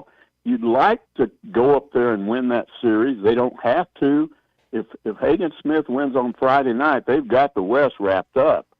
So I think that's your first order of business. But if you could take that series, and then there's any one of a number of scenarios in which you could still win the overall title. I mean, Kentucky still with a 1-game lead over Tennessee and Arkansas. They're in the driver's seat. They're at home against Vandy. You'd think they would probably end up either tied at the worst. The only way they could be jumped is either they got swept, or if they lost a series and either Arkansas or Tennessee or both swept, their games. Tennessee is also at home, and I think they're going up against South Carolina. So I don't know. I still think it favors Kentucky. But this thing could go any one of a number of ways in this last weekend. And that's what you want, right? That's fun. Dave's been the SEC regular season coach of the year 2 of the last 3 seasons. And, it was last year because of team ERA that was in the 5s, and they end up finding a way to win a league championship. This year, it's an opposite thing. I mean, you get this pitching staff at the lowest or second lowest ERA in the country, but look at all the different lineups that he's been putting together, and everybody's got an opinion on who should be in right field, who should be in left field, and who should be in center field. And then the way the lineup is constructed, and it almost feels sometimes like you're just like throwing darts at a wall and seeing, where it all lines up. But there's a method to the reason why he's put all of these different lineups together. And I don't have the count of the lineups, but when you look at how many different 1 through 9s there's been, I mean, this has to go down as one of, it's obvious because what are they, 42-10, but it's a totally different thing than he had to do last year, but he could end up being SEC Coach of the Year again. Yeah, it's possible. And do you think this lineup has finally stabilized with the way they hit over the weekend? Is this what it's going to be going into the NCAA tournament? I hope so. I like that lineup. I told you guys last week I like Jason Jones in left, and I think there's just different things that they did that worked. Hudson White, all my Texas Tech friends were asking me all year long, he was a home run hitter for us. What's going on there? Well, he's now starting to come around. He was huge over the weekend. So I like this lineup the way he's got it. I hope he leaves it that way. Are any of these backup catchers, are they athletic enough to put them in the outfield? Oh. Yeah, because I know you said we're deep.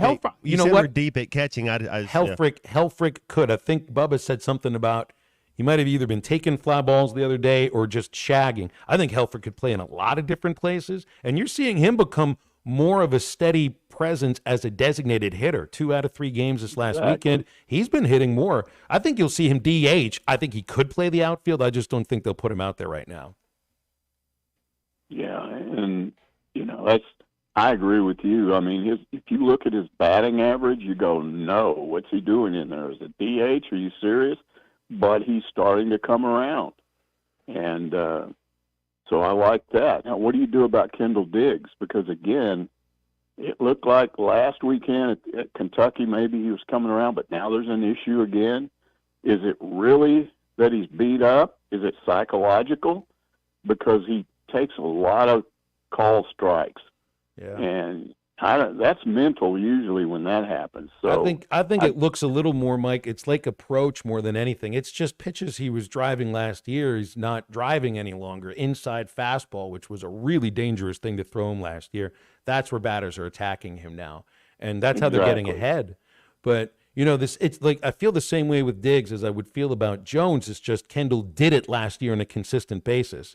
If something clicks with either one of those guys, they could really get going. We just haven't seen it from Jason in the regular season at all. But this kid puts together an amazing batting practice. And I think of him the same way I think of Chad Spanberger. You remember Spanberger, who was a freshman in 2015, did almost nothing for 2.5 years. And then his junior season, halfway through, something clicked. And it was incredible. I think he had like 20 home runs that year. I think he hit 15 of them in the second half. It just something clicked. Jones is that kind of talent. It's just, it's a lot easier to say if something clicks than to actually get it to click. Yeah, and DVH history suggests he does not give up on a player that's won for him in the past. And that's why I think Diggs will still continue to be there. He just keeps going with guys because it's like in his head he's going, okay, he did it once, he did it before, he'll find a way to make it happen again. And I agree with that. Hey, Mike, we got a big one tonight. Thunder Mavericks. These NBA playoffs have been out of control, especially Denver and Minnesota. But we got some Arkansas guys in this Thunder Dallas game. How do you see this one going? Yeah, I'm not a Dallas fan. I'm just not. So, Jalen Williams is one of my favorite all-time Razorbacks. I love that guy, and I know he's not a huge contributor. But I like his smile. I like the way he approaches things. So I don't know if I'll see that game. I'm not the big NBA fan that you are, Matt, but, it is tough when you got Razorbacks on either side. But I've never been a Dallas fan. All right, well, what's it like for you when you come back from vacation, Mike? Do you need a little ramp up to get back to work? I mean, do you automatically just start taking Ask Mike questions, or do you need a little bit of like a ramp up before you get to that? I didn't have any time for that. I mean, I got home Saturday night, and I had all these chores because of Mother's Day. We had all the kids and grandkids coming out, and my wife was running me all over the place.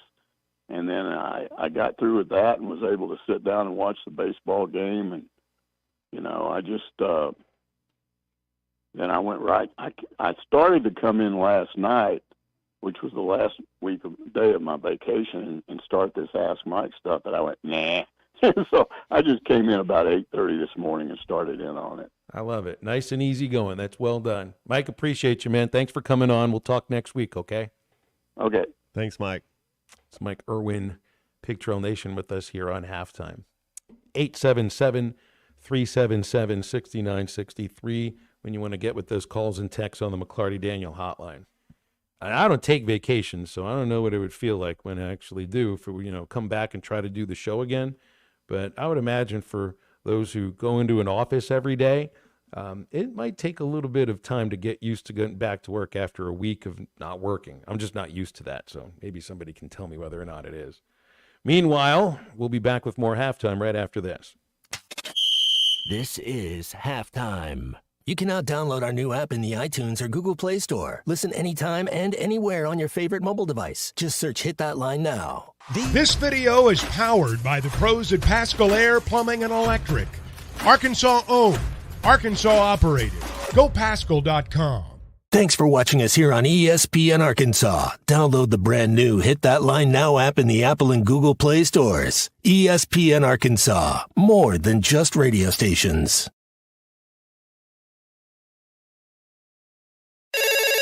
Call or text the McClarty Daniel hotline at 877-377-6963. McClarty Daniel, a vehicle for every lifestyle. When you're looking for a new car, you want to shop for a vehicle you love with an organization you trust.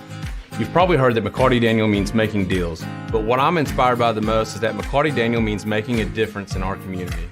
When you buy a vehicle with McClarty Daniel, you reinvest right here in the community, in our schools, in our little leagues, in our food banks, and our people. So you're not just making a purchase, you're making a difference too. Come see us at any of our 6 locations in Northwest Arkansas. Tommy Kraft here. When it came time for new gates and some fence repairs at my home, the Fence Man was my first call. The Fence Man does it all, from large commercial jobs to small residential repairs. Wood privacy fence, vinyl fence, commercial or residential chain link, even custom wrought iron fencing. 479-782-3936. 18 months, same as cash financing with approved credit is now available. If it involves fencing, the Fence Man does it. The Fence Man. He ain't afraid of no work. 479-782-3936. A dandy white perch. Big old slab. C'est bon, sacalé. One beautiful crappie. It's a paper mouse. Some serious crappie. Nice speck. We got crappies. They might go by different names, but all prefer the same thing. Bobby Garland, America's favorite. White perch, slab, sacalé, paper mouth, crappie, speck, crappie baits. I call it dinner. BetOnline is your number one source for all summer sports, from Major League Baseball, golf, to the NBA and NHL playoff stats.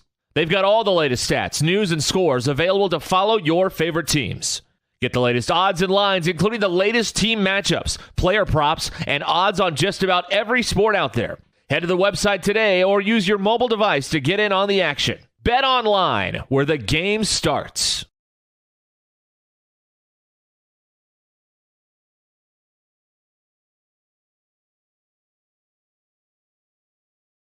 Are you looking for the best Razorbacks insight and analysis? Hell yes. How about listening to an Arkansas football legend? Matt Jones, all he does is make big plays. What's the voice of the Hogs have to say? Hey, what a great crowd last night. Don't forget about the Omahogs. The Hogs are going to Omaha. Matt Jones, Chuck Barrett, and Phil Elson, the best in the business, on the Hit That Line Podcast Network. Go to hitthatline.com or search Hit That Line wherever you listen to podcasts. Don't forget to rate, review, subscribe, and share.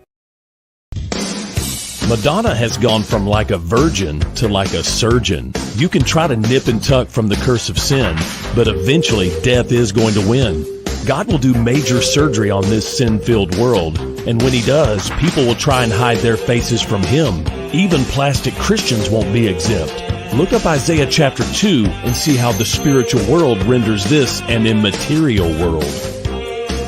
I'm Pastor Abe from Woodland. Read about it. This video is powered by the pros at Pascal Air Plumbing and Electric. Arkansas owned, Arkansas operated. GoPascal.com. Thanks for watching us here on ESPN Arkansas. Download the brand new Hit That Line Now app in the Apple and Google Play stores. ESPN Arkansas. More than just radio stations.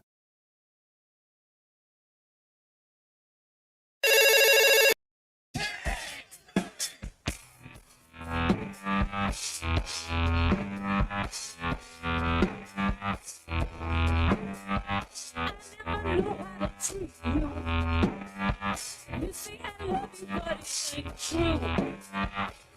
I'm walking in now. Won't it go back to you?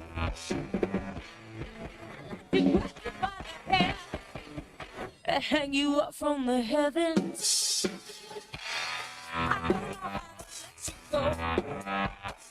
Oh, if I should kiss you. I don't know how to let you know. I really don't have a reason to grab you by the hand and drag you to the devil. Welcome back to Halftime with Phil Elson and Matt Jones. Got a question or comment for the guys? Call or text on the McClarty Daniel hotline, 877-377-6963. Let's get back to the show with the voice of Arkansas Razorback baseball, Phil Elson, and Razorback football legend Matt Jones. Oh, hey, Matt, what do you think 17.7 points and 9 rebounds and 2.8 assists playing for Utah State gets you when you transfer to Washington? 17-7. What?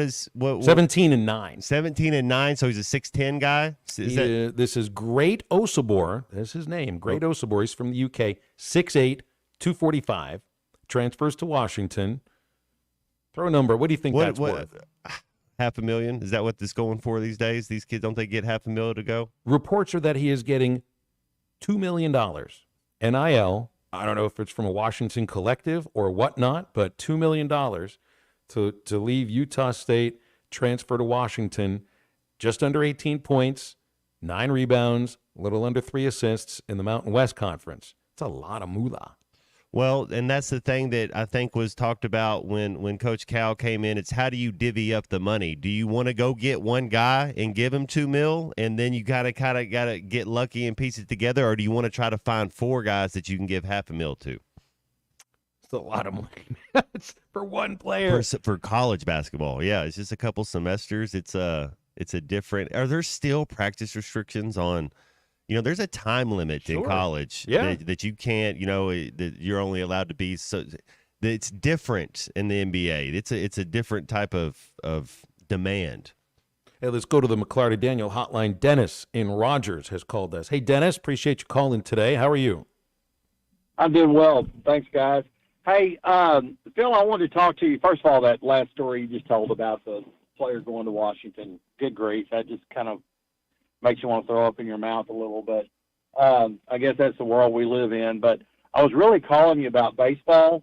I kind of follow it pretty closely, and I'm looking at the RPIs as of today, and based on kind of what the SEC guys were talking about over the weekend and what it takes to get into the NCAA tournament, I think we're going to possibly have a lot of really high RPI teams that don't get the minimum number of wins to make the tournament. And I know you've got another series and the tournament in Hoover to kind of work through it. But, when you look at Alabama with 12 wins and a number 11 RPI, I mean, based on the metrics they showed, they would be outside probably looking in. And same way with Vanderbilt and, I guess Vanderbilt's got 12 wins, and they've got a 28 RPI. Heck, LSU's got 10 wins and got a 34 RPI. I mean, all of those teams have better RPIs than Texas and schools that everybody's just slobbering over right now. And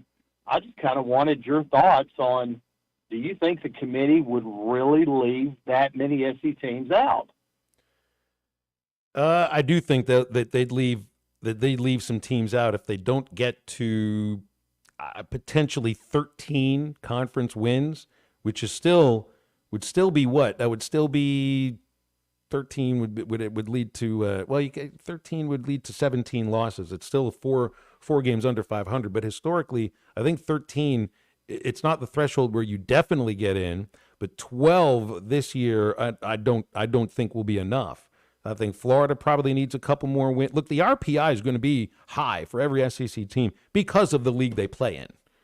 So an Ole Miss at number 24, a Vanderbilt at number 28, a Florida at number 29, they don't have the requisite conference wins to get there.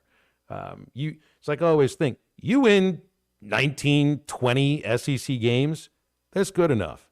Top 8, at least top 16, easily. But you still have to win a certain amount of conference games in the SEC to get there. And it goes like there. You look at a team like LSU that's going to have to fight to get there, and they host Ole Miss. Ole Miss has to fight to get there too. LSU probably would finish in the top 3 in almost every league in college baseball right now. That's how good the SEC is. But just because it's a great league, look, I mean, like in softball, I think every team made the tournament. I think all 13 made the tournament. That's not going to happen in baseball. So I guess what are we looking at here as being guarantees? Kentucky, Tennessee, Georgia, South Carolina, Arkansas, A&M, Mississippi State. That's all I got right now. You know, some of the other teams still have work to do. I think Alabama will get in, but after that, so that's 8. Maybe you get a 9th team in. I don't think this year you're going to get 10 teams in. You gotta be a little careful with RPI. I know the committee uses it a lot to seed teams, but you have to be careful with the SEC RPI just because of the league they play in. Everybody's RPI is going to be high. Auburn stinks this year. Their RPI is 45 out of 300. So, yeah, you got to take the RPI with a grain of salt and sometimes a shaker full of salt. With Arkansas, it does mean something more.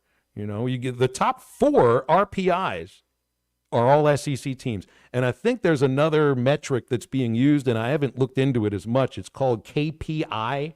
The guys at Baseball America and D1 have been tweeting and writing about this a little bit, and I think that's another metric they'll be using. And I'm not quite sure if the SEC dominates in KPI like they do in RPI. They probably dominate, just not quite at the level as RPI does. So did that answer it all, Dennis? Did I help it all there? It did. Yeah, I think Georgia is going to pose a conundrum, though. Yeah. Because, you know, they've got the number 3 RPI. Would you really give one league 5 national seeds? That's a really good question. That is a really good question. You know, but here's part of this. Georgia, in order to get there, they're gonna need to sweep this weekend. Like, I think they've worked their way into being top 16, but I would think maybe looking at they need either 2 wins this weekend against Florida or to sweep to get there, and it can happen. I think they certainly can. They're the hottest team in the league right now with 8 straight wins, and a 38-12 record is really, really good. But it also isn't at the level of Kentucky, Tennessee, Arkansas, and A&M. And then, look, I mean, here's part of this, too. You got to have other teams that would work their way in there. Clemson just got swept. They're kind of slipping down a little bit. Whatever happens with Clemson this next weekend, and I don't know who they're playing, you could say the same about other ACC teams. So those teams have to be playing well in order to work their way into the top 8. So maybe there is a world where 5 of the 8 could be SEC teams. It'd be surprising, Dennis, but I think it could happen. 877-377-6963 calls and texts on the McClarty Daniel hotline when you want to get with it. This is what the SEC has this weekend. And it's a weekend that starts Thursday. Everybody starts Thursday. Auburn hosting Alabama. Auburn's got no chance to make it to the tournament. I think right now they're just kind of fighting to make it to Hoover. And actually they have no chance to make it to Hoover. So this is just Auburn playing out the string. Alabama, I don't know if they're going to be a host, but they're going to be in the tournament, and they probably just want to start playing a little bit better. A&M and Arkansas, we know it's at stake there. Georgia hosting Florida. Florida was national runner-up last year, and there's still a chance that they don't even make the SEC tournament. They're 11-16, 26-25. They have a lot of work to do. Vanderbilt at Kentucky. Kentucky's playing for the SEC championship and for top 8 as well. Vandy's fighting to make it as a host, and I don't even know if that'll happen for them. I think they're in, but they probably need a couple more wins to even have a chance to play at home in the postseason. Ole Miss at LSU, those are teams that are battling to make it to Hoover and trying to have some sort of hope that they can do something in Hoover so that they play in the national tournament. Missouri at Mississippi State, Mizzou's playing out the string. They still can make it to the SEC tournament, so I guess that's what they're playing for.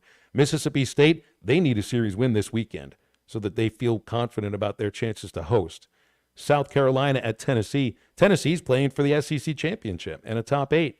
Carolina just got swept by Georgia. They need a series win, I think, even to host and be a top 16 team. So I mean, there's a lot at stake this weekend that, again, starts Thursday. And there could be some games on Sunday. If there's rainouts, this whole thing could be extended to Sunday. which I guess I don't want to stay in College Station an extra day. I'm all right with College Station if I'm there for like 3 days. I don't need to be there for a fourth. How exciting, though. How fun is this? I mean, it truly is the best baseball conference in all the land, and it's pretty cool. Road laundry next week, Matt. I'm fired up about it. It happens once a year, sometimes twice. We'll do the road laundry. I guess it'll be like the 6th or probably the 7th day of the trip, because I'm not going to pack a larger suitcase. I'm just going to pack the stuff I normally would for a 5-day trip, and then I'll just wash all that stuff the 7th day of the trip, which means I better make sure I have at least one clean pair of underwear and socks ready to go to take it to the laundromat. Now, do you let somebody do that for you, like the team manager or somebody else, the hotel, or do you make sure? Do you have to go do your own laundry? Matt, I had a bad experience when I lived in California in a laundry facility that everybody shared in the apartment complex I lived in. Somebody literally stole all my underwear once. Like, I'm not kidding. I went back. I was washing. It was just a whole load of underwear. The whites. Well, they were boxers then. I wore boxers back then. This was like 25 years ago. And that's when boxers were okay to wear, I think. So I took them out of the wash, put them in the dryer, go back into the apartment, do whatever I got going on, come back out to take them out of the dryer, and they're not there anymore. Someone stole my underwear. I'll do my own laundry. Thank you very much. Inappropriate. Been called a lot of things, but inappropriate, man. That's messed up. That's about as inappropriate as it gets. What are we doing stealing someone's underwear? At least they stole it when it was clean. Let's take a break. We'll come back with more halftime in just a moment. This is halftime.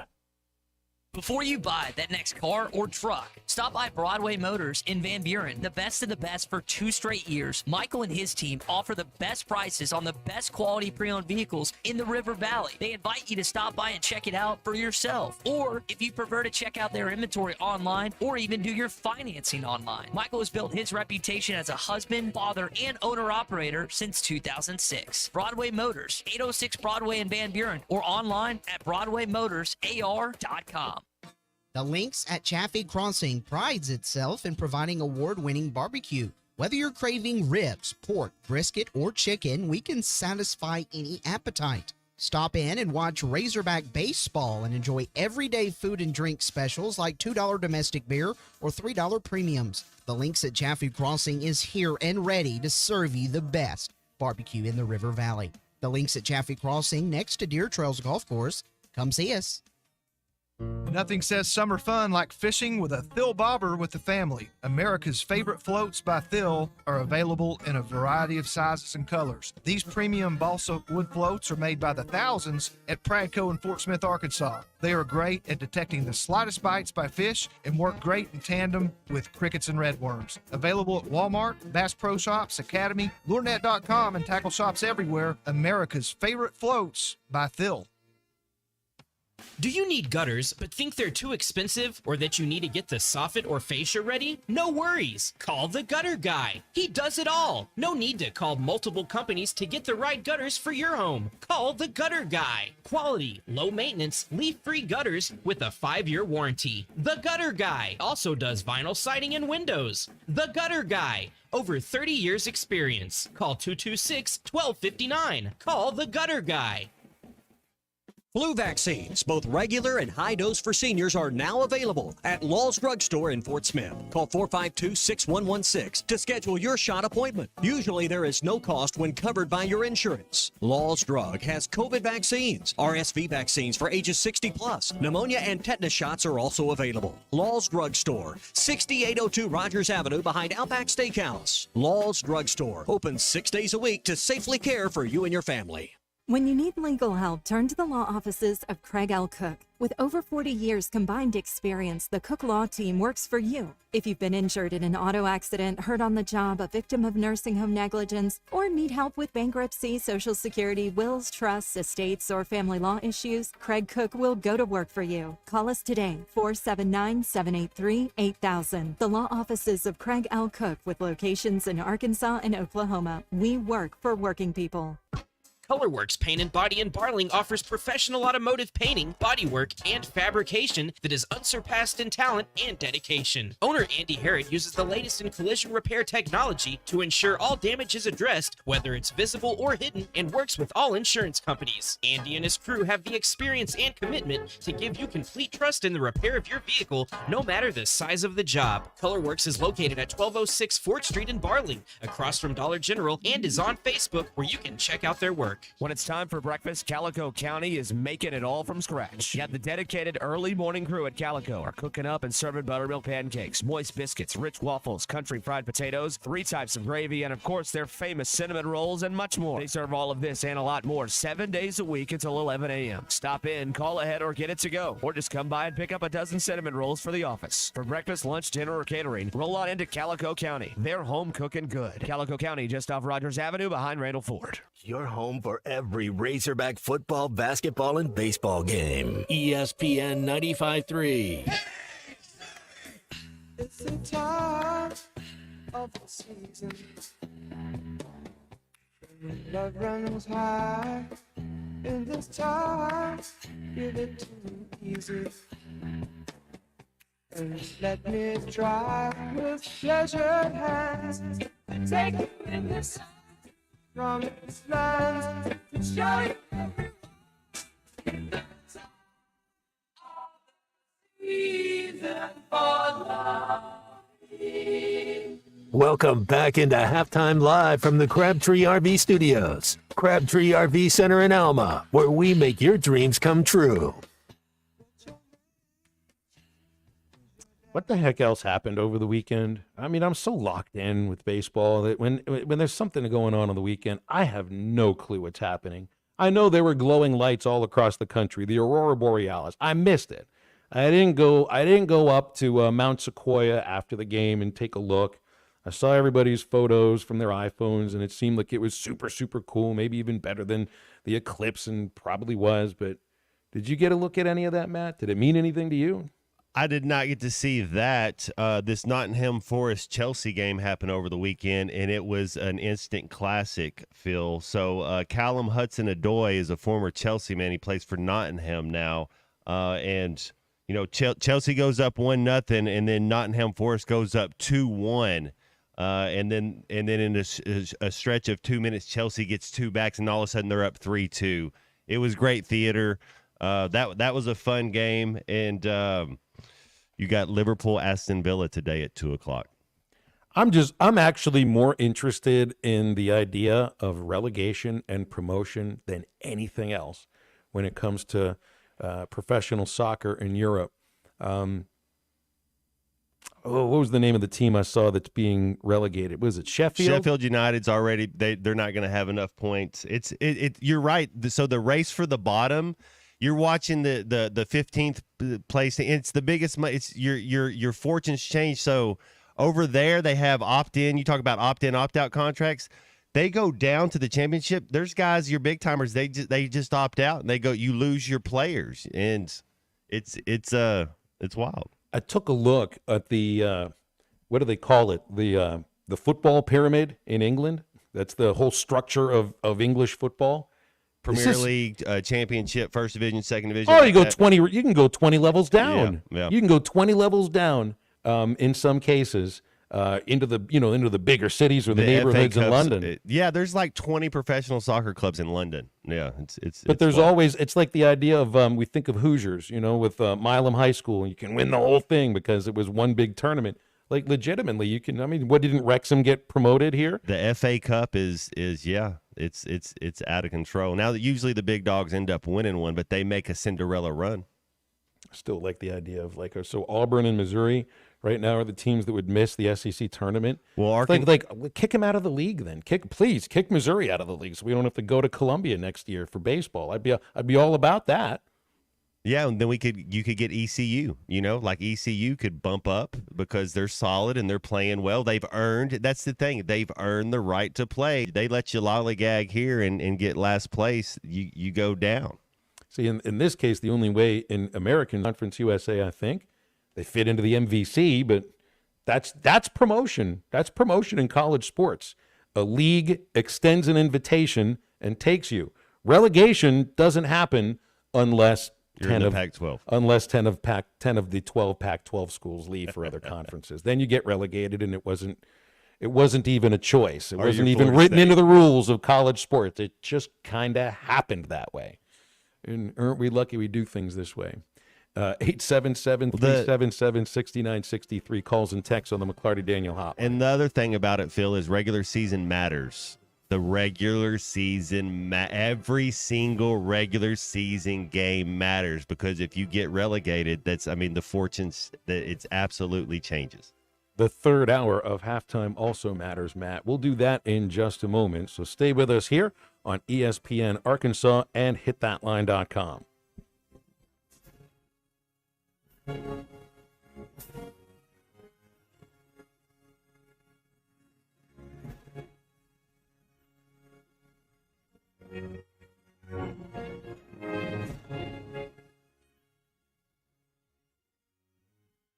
When it's time for breakfast, Calico County is making it all from scratch. Yet the dedicated early morning crew at Calico are cooking up and serving buttermilk pancakes, moist biscuits, rich waffles, country fried potatoes, 3 types of gravy, and of course their famous cinnamon rolls and much more. They serve all of this and a lot more 7 days a week until 11 a.m. Stop in, call ahead, or get it to go. Or just come by and pick up a dozen cinnamon rolls for the office. For breakfast, lunch, dinner, or catering, roll on into Calico County. They're home cooking good. Calico County, just off Rogers Avenue behind Randall Ford. The Wave Rural Connect Shoal Creek Zone is open. Fast fiber internet, TV, and home phone available. This covers Midway, New Blaine, Scranton, Delaware, and other areas. Even if this isn't your zone, check your address. We might be available for you. Get your whole home solution. Internet, TV, and phone from a local provider. Go to signup.waveruralconnect.com or call 1-833-492-8372. Arkansas Valley Electric and Wave Rural Connect, changing the communities we serve. Are you an angler having trouble finding all the bait, tackle, and more for your fishing needs? Make a Wake Bait and Tackle, now located in Fort Smith next to Witts Marine on North 11th Street, is your place. Make a Wake Bait and Tackle also has the largest selection of plastics in the River Valley. Reactor Innovation, Bobby Garland, Zoom, Mega Bass, and more. Check out the Daiwa Rod and Reels. Make a Wake Bait and Tackle, 803 North 11th Street in Fort Smith, 479-926-9320. Also get your rod and reels repaired. Come see us next to Witts Marine at Make a Wake Bait and Tackle. We're going abroad for the first time in years, to Spain. So we started using Babbel. And started learning Spanish fast. With Babbel, you can start having conversations in another language in just 3 weeks. ¿Cómo te llamas? ¿Cómo te llamas? When you learn a language, you want to actually use it. Babbel is designed with that goal in mind. In just 3 weeks, we're starting to have conversations in Spanish. Gracias, Babbel. Babbel, language for life. Now try Babbel for free at Babbel.com. That's Babbel.com. Walk-Ons is always a win. Whether it's a post-game celebration, drinks with the crew, or an easy weeknight dinner, Walk-Ons has you covered. Scratch-made dishes, wall-to-wall TVs, craft beers and cocktails. Dig into mouth-watering menu items like po' boys, gumbo, and voodoo shrimp, plus fan favorites like juicy burgers and fresh salads. Find your nearest location in Rogers, Fayetteville, Fort Smith, Conway, and coming soon to Little Rock, or order online or in the app. Walk-On Sports Bistro for the win. ESPN Arkansas weather. Mostly cloudy sky. Occasional showers and thunderstorms for today. Our high temperatures this afternoon will be in the mid to upper 70s. Showers and a chance of thunderstorms tonight. And overnight low will settle back into the upper 50s to low 60s. And then a good chance of showers and thunderstorms back with us on Tuesday. Highs on Tuesday, low 70s. I'm Sally Russell with your forecast on ESPN Arkansas. The weather is brought to you by Shamrock Liquor Warehouse, 5609 Midland Boulevard, your leader in fine wines, beers, and spirits. KERX Paris Fort Smith. This is Halftime, coming at you from the Crabtree RV Studios on ESPN 95.3. Coming to you live from the Crabtree RV Center Studios. Broadcasting on ESPN Arkansas and streaming on hitthatline.com. We got a good one tonight. You got a team in here that doesn't respect you.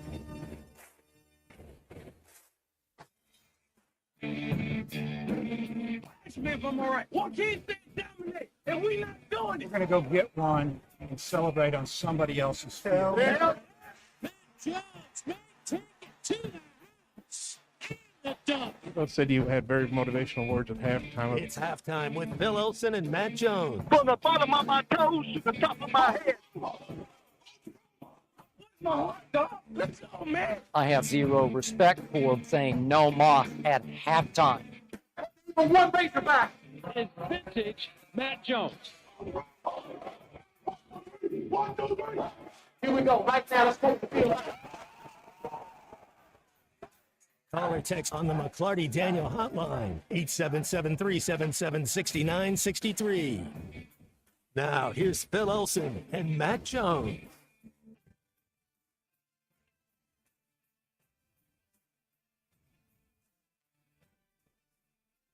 Third hour, halftime here on a overcast, rainy Monday across a good chunk of our listening audience.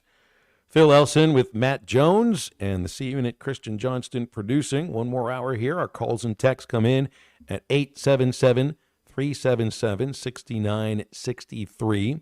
Connor O'Gara coming up in about 15 minutes from Saturday Down South. See what's going on in college football with him. We do have I guess this is the first piece of the NFL schedule for the 2024 season, was released today. It's always the defending Super Bowl champions, the Chiefs, opening up against the Ravens on Thursday, September the 5th at Arrowhead.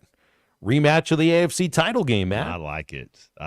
Yeah. So they're going to open up in Arrowhead, not at not Mexico City or something. Okay. Yeah. No, you better not make that Super Bowl champion open the season on somewhere like that. They should get a home game. They should get to open at home. Absolutely. So you get Mahomes and Lamar Jackson again. That's fun. That's appointment watching. You don't want to put them up against a crappy team. Do you think that Baltimore will learn from their that's a totally different game, but how they abandoned the run game? I bet you they're not going to abandon the run now that they've got Derrick Henry. Oh my goodness, man. He is so good. Ooh. Ought to change things a little bit, right? You're the running back. You're always one hit away. We know that it's a collision sport. It's a violent sport. But I think Phil, he still has like a Marshawn Lynch, how he had kind of the way he takes care of his body, the way he runs. I think he has 2 or 3 years left, man. I love Derrick Henry. You love the idea of Derrick Henry and Lamar Jackson on the same team. That's filthy. I mean, there's so many things you can do right there, and I wonder who their change of pace back's going to be. I know Odell Beckham was one of their third receivers, and he had went to Miami, I believe, and then Xavier Worthy, first-round pick, the speedster out of Texas that Kansas City signs. Does Travis Kelce have another year left in him? How much does he have left in the tank? It's going to be good. So this will be an NBC telecast. Now, if you're the Super Bowl champion, you're opening up at home on a Thursday night. But if you're the opponent and that was the team that ended your season the year before, I mean, it's not revenge. Whatever happens the first week of the season has nothing to do with what happened the year before, unless somebody's got something for someone else's stupid face, if you know what I mean. They're just looking for payback of some sort from a hit or a grab or a bite from the year before. There is no revenge from beating a team on opening day when they ended your season in the AFC Championship the week before. But I still would be pretty fired up to be the team that's playing on the road for the first game of the year when everybody's going to be watching. Like, I mean, you get to pick the games that you're watching on a Sunday Night Football, that's one thing. Monday Night Football, that's one thing. When it's the Thursday night game that opens the season and you didn't have to play the previous Sunday, because how many? I think is there an exhibition game before the first week now, or did they cut that part out? Off. I think yeah. Yeah, I thought they cut that one out. So yeah, I mean, it's not like they'll be all beat up and they got to rest a whole lot to get ready for a Thursday night game. No, I mean, you got to be pretty fired up to be going even on the road at Arrowhead on a Thursday night against the Super Bowl champions. League MVP versus Super Bowl MVP. I mean, it's all there. Rest of the schedule will be released on Wednesday. So it's the whole rhythm to the NFL offseason. Isn't it amazing how they do this, Matt? We've pushed the Super Bowl to the middle of February. It's probably going to be a week later in another few years, right? Okay, so then there's that. So everybody's into the regular season. That'll bleed into January. Then everybody's into the postseason. Everyone watches NFL playoffs. The Super Bowl is its own thing. And then the conversation's about all the guys that are in the combine. Then you get the combine. Then it's all your draft. People are doing mock drafts a year before the draft happens. But then you're really starting to pay attention to the mock drafts. You're thinking who can fit here, who can fit there. Then you get your NFL free agency. Then you get your draft. And then when was the draft? It was just 2 weeks ago. Yeah, it's the third week in April. 2 weeks ago. We get the schedule released this week. And man, that can take you up until mini camps and everything. They're already doing some practices. What did I see? Jared Mayo says Drake May has a lot to work on. The potential new starting quarterback for the New England Patriots. Bo Nix apparently had a great first practice with the Denver Broncos. So I'm saying I thought he went to the best situation. But yeah, Gerard Mayo, just relax. That's how they look the first week. Nobody does an off season like the NFL. They know what they're doing. NBA tries to, and I think to an extent they do, but they also have the draft during the playoffs. So that goes along with some of the conversation that's going on at that time. The fact that the NFL, and remember, they used to have the draft in February. Move the draft a couple months away, and it takes on its own thing. And that is the first 12-month-a-year sport. There are no baseball used to be something everybody talked about in the offseason. It was hot stove. There was nothing to talk about this last offseason. The free agent signings weren't really all that exciting. The trades, there wasn't really much going on. Nobody does it like the NFL. Nobody does. Still don't have a commit for Commitment Monday, Matt. I thought maybe we could brand it if it happened, but hey, it's only 7 minutes after 1 o'clock, so there's plenty of time for somebody like a DJ Wagner potentially to say, yeah, I'm going to play for Cal. I'm going to play at our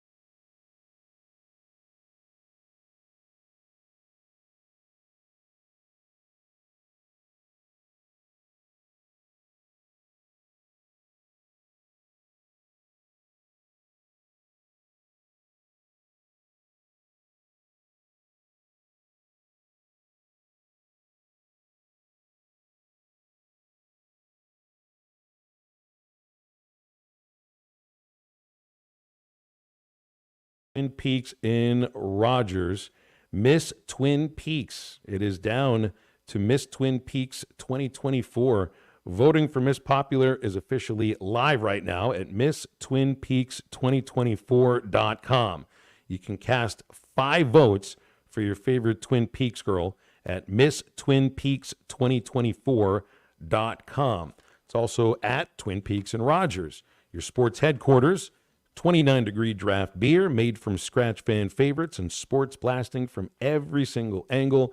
You can get the ultimate game day experience in person at Twin Peaks, or go online and you can get your game day experience to go at TwinPeaksRestaurant.com. More TVs, bigger screens, and scenic views. Always more to watch at Twin Peaks. Connor O'Gara from Saturday Down South will stop by halftime right after this. The Cal era is here. Championship Under Construction is brought to you by Limbird Real Estate Group, serving all of Northwest Arkansas, Missouri, and the River Valley. For all your real estate needs, go to LimbirdTeam.com. Limbird Real Estate Group, serving all of Northwest Arkansas, Missouri, and the River Valley. For all your real estate needs, go to LimbirdTeam.com. This guy is dominating offensively. Indeed, he's also a quality guy. We had more fun talking with him. He was a walk-on. Now he's an All-American. He also is brilliant. He's a great student. Last week he got his MBA. The guy is just what top football is all about. I've been called everything. Clark Kent, Kurt Rambis, Drew Carey, you name it, I've been called it. Listen to every Razorback football game this season right here on ESPN 95.3 and hitthatline.com. Walk-Ons is always a win. Whether it's a post-game celebration, drinks with the crew, or an easy weeknight dinner, Walk-Ons has you covered. Scratch-made dishes, wall-to-wall TVs, craft beers and cocktails. Dig into mouth-watering menu items like po' boys, gumbo, and voodoo shrimp, plus fan favorites like juicy burgers and fresh salads. Find your nearest location in Rogers, Fayetteville, Portsmouth, Conway, and coming soon to Little Rock, or order online or in the app. Walk-On Sports Bistro for the win. Pay attention. This happens fast. You need money. You get a job. Turns out that job doesn't pay near enough for the nonsense it puts you through every day. You want to move fast, but the clock moves slow. You're smart, though. You know machines. You want to work at a place as fast as you. You call Medley Equipment Company. They need a technician, and they'll teach you everything you need to know to be the best, with pay raises all along. Because Medley keeps you moving. I'm Branch Manager Dennis Mabry. Visit medleycompany.com or see us at 4001 Harper Avenue, Fort Smith, Arkansas. Bet Saracen is Arkansas's #1 mobile app for placing sports wagers. In Arkansas, 7 out of every $10 placed on a sporting bet app is with Bet Saracen, because Bet Saracen offers more ways to win and more ways to get paid, and faster. Find your winners on Bet Saracen and look for my R prop bet specials. I pick them and you win them. Bet Saracen is Arkansas's favorite sports wagering app. Gambling problem? Call 800-522-4700. Hey, I'm Arkansas pitcher Hagan Smith. Unlock huge savings as a Pascal Plan protection member for just $8.99 a month. Enjoy annual AC tune-ups, priority scheduling, and discounts on repairs. Plus, these benefits extend to your plumbing and electrical needs, too. Sign up now and get up to $350 in instant savings on a water heater, electric panel, or new AC system. With their friendly budget payment plans, you'll never overpay for your home services. Don't wait. Visit gopascal.com today to schedule your service or to start your membership. Attention homeowners, storm season is here, and it's time to take action to protect your property. At H&H Tree Service, we've got you covered. Licensed and insured, our expert team specializes in removing dangerous trees and limbs, keeping you and your loved ones safe. Plus, count on us for thorough storm cleanup services. Our service area includes the entire River Valley and parts of Oklahoma. Don't wait until it's too late. Call H&H Tree Service at 479-227-9480. H&H Tree Service, your safety is our priority. Hi, this is Lindsay White with White Office Machines. For over 90 years, my family's been serving the greater Fort Smith region with the image industry's newest technologies, as well as providing superior customer service through long-term business relationships. As the area's only authorized Kyocera document solutions dealer, White Office Machines provides the best value with high-speed copiers and the latest multifunction printers. Stop by our office in downtown Fort Smith or in Russellville. Follow us on Facebook or go to whiteoffice.com. White Office Machines since 1929. The Lynx at Chaffee Crossing prides itself in providing award-winning barbecue. Whether you're craving ribs, pork, brisket, or chicken, we can satisfy any appetite. Stop in and watch Razorback baseball and enjoy everyday food and drink specials like $2 domestic beer or $3 premiums. The Links at Chaffee Crossing is here and ready to serve you the best barbecue in the River Valley. The Links at Chaffee Crossing next to Deer Trails Golf Course. Come see us. Your home for every Razorback football, basketball, and baseball game. ESPN 95.3.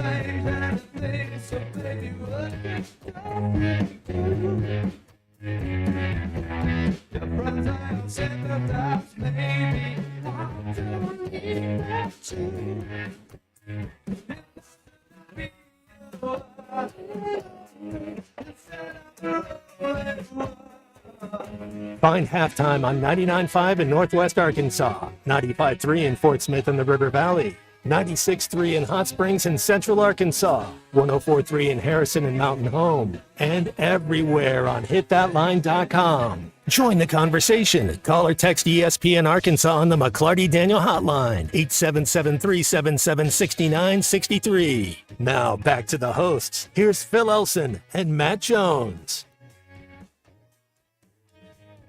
All guests join us on the McClarty Daniel hotline. We have Connor O'Gara with us today from Saturday Down South. Get him a couple weeks. Connor, how you doing today? Middle of May. Gentlemen, doing really well. Can't complain. Life is good. Yeah, I mean, so what's there to write about when there's always something to write about in college football?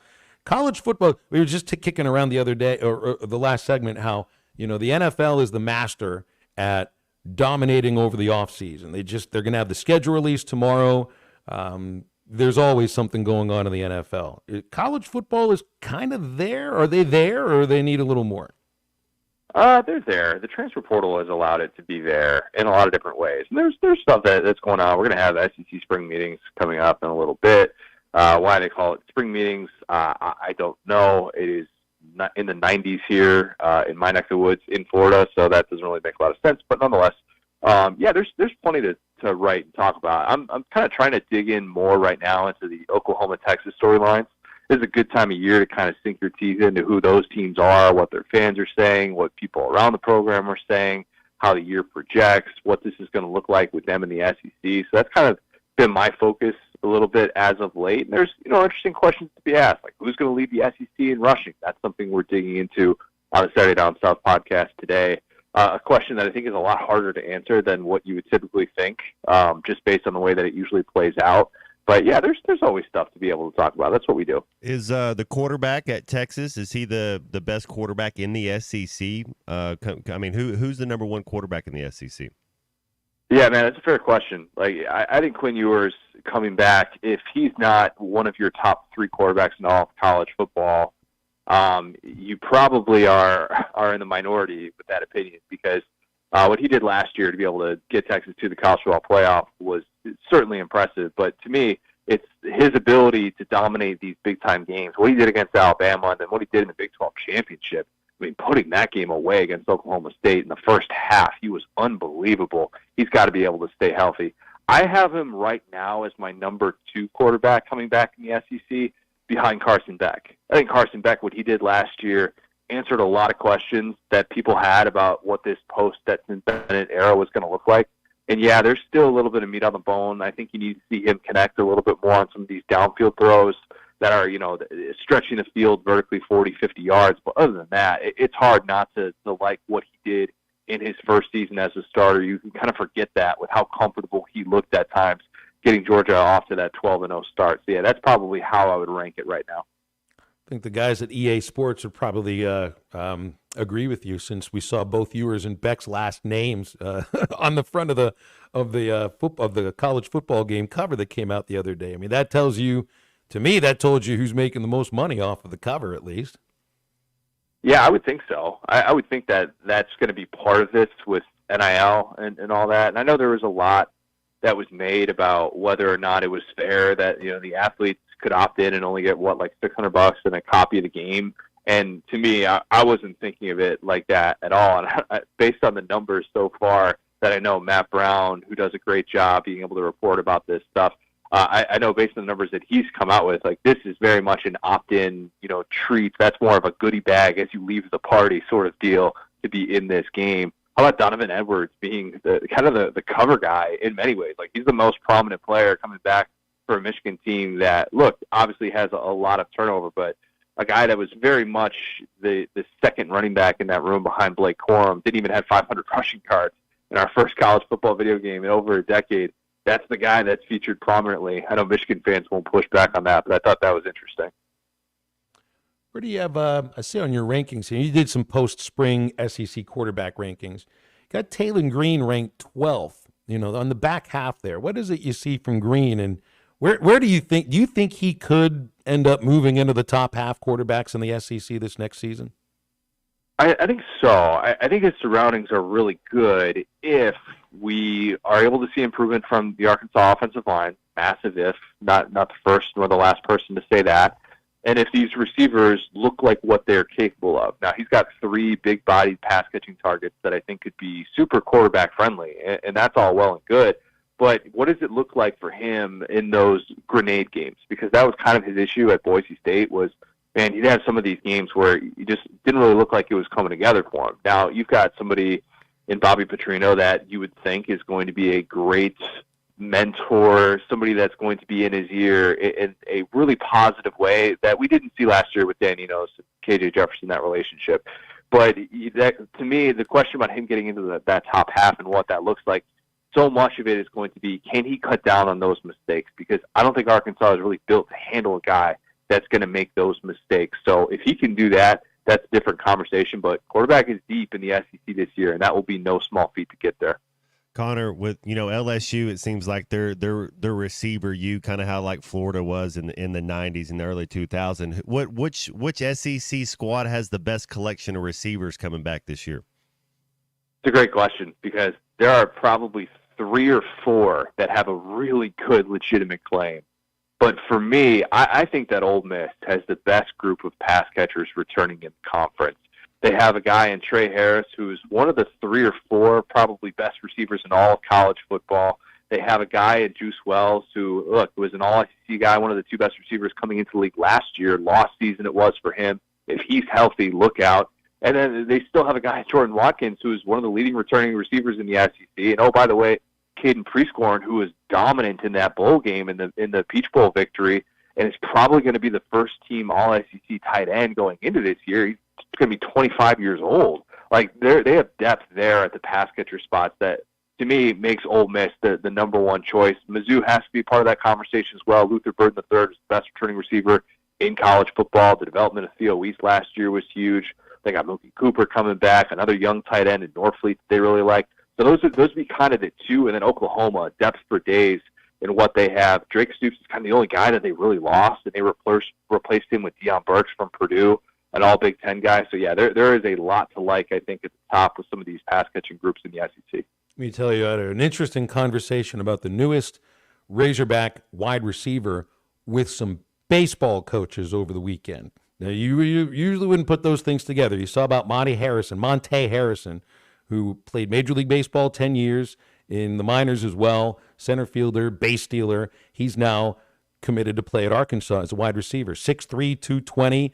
I'm standing in the dugout on, I think it was Friday, during batting practice. I'm talking with Matt Hobbs, our pitching coach, and I'm like, what do you think about the new receiver that they've signed? He's a baseball player. He was like, I recruited him to Mizzou to play for us.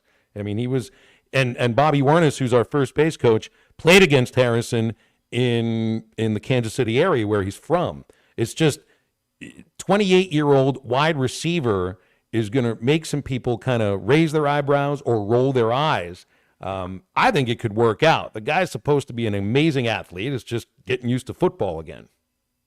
Wouldn't it be nice to be 28 years old and think about, what do I want to do with the next chapter of my life? Oh, you know what? Actually, let me go back. Let me just play in the toughest conference in college football at a skill position. Let me just see if I can pick this up again and actually have that opportunity available. I mean, what a crazy thought. And I'm not hating the guy for doing that, but some of us are blessed with unbelievable gifts, and some of us are able to take advantage of those. And I mean, credit the guy for being able to have this opportunity available. But one of the interesting storylines probably for this Arkansas team this year. So I was looking at the baseball standings today in the SEC, and on their Road to Hoover page, where they just detail what all the seeding looks like if the season ended today, and they got all the tiebreakers on the right side. I know you just wrote about this. We are about to have a 16-team league with no divisions for football. They're still playing 8 games. We have no idea what the tiebreakers will look like. And the top 2 teams are supposed to play for the SEC championship. As far as SEC record's concerned, you know somebody's going to finish in a tie. How are we going to do this? You came to the right place, Phil. You really did.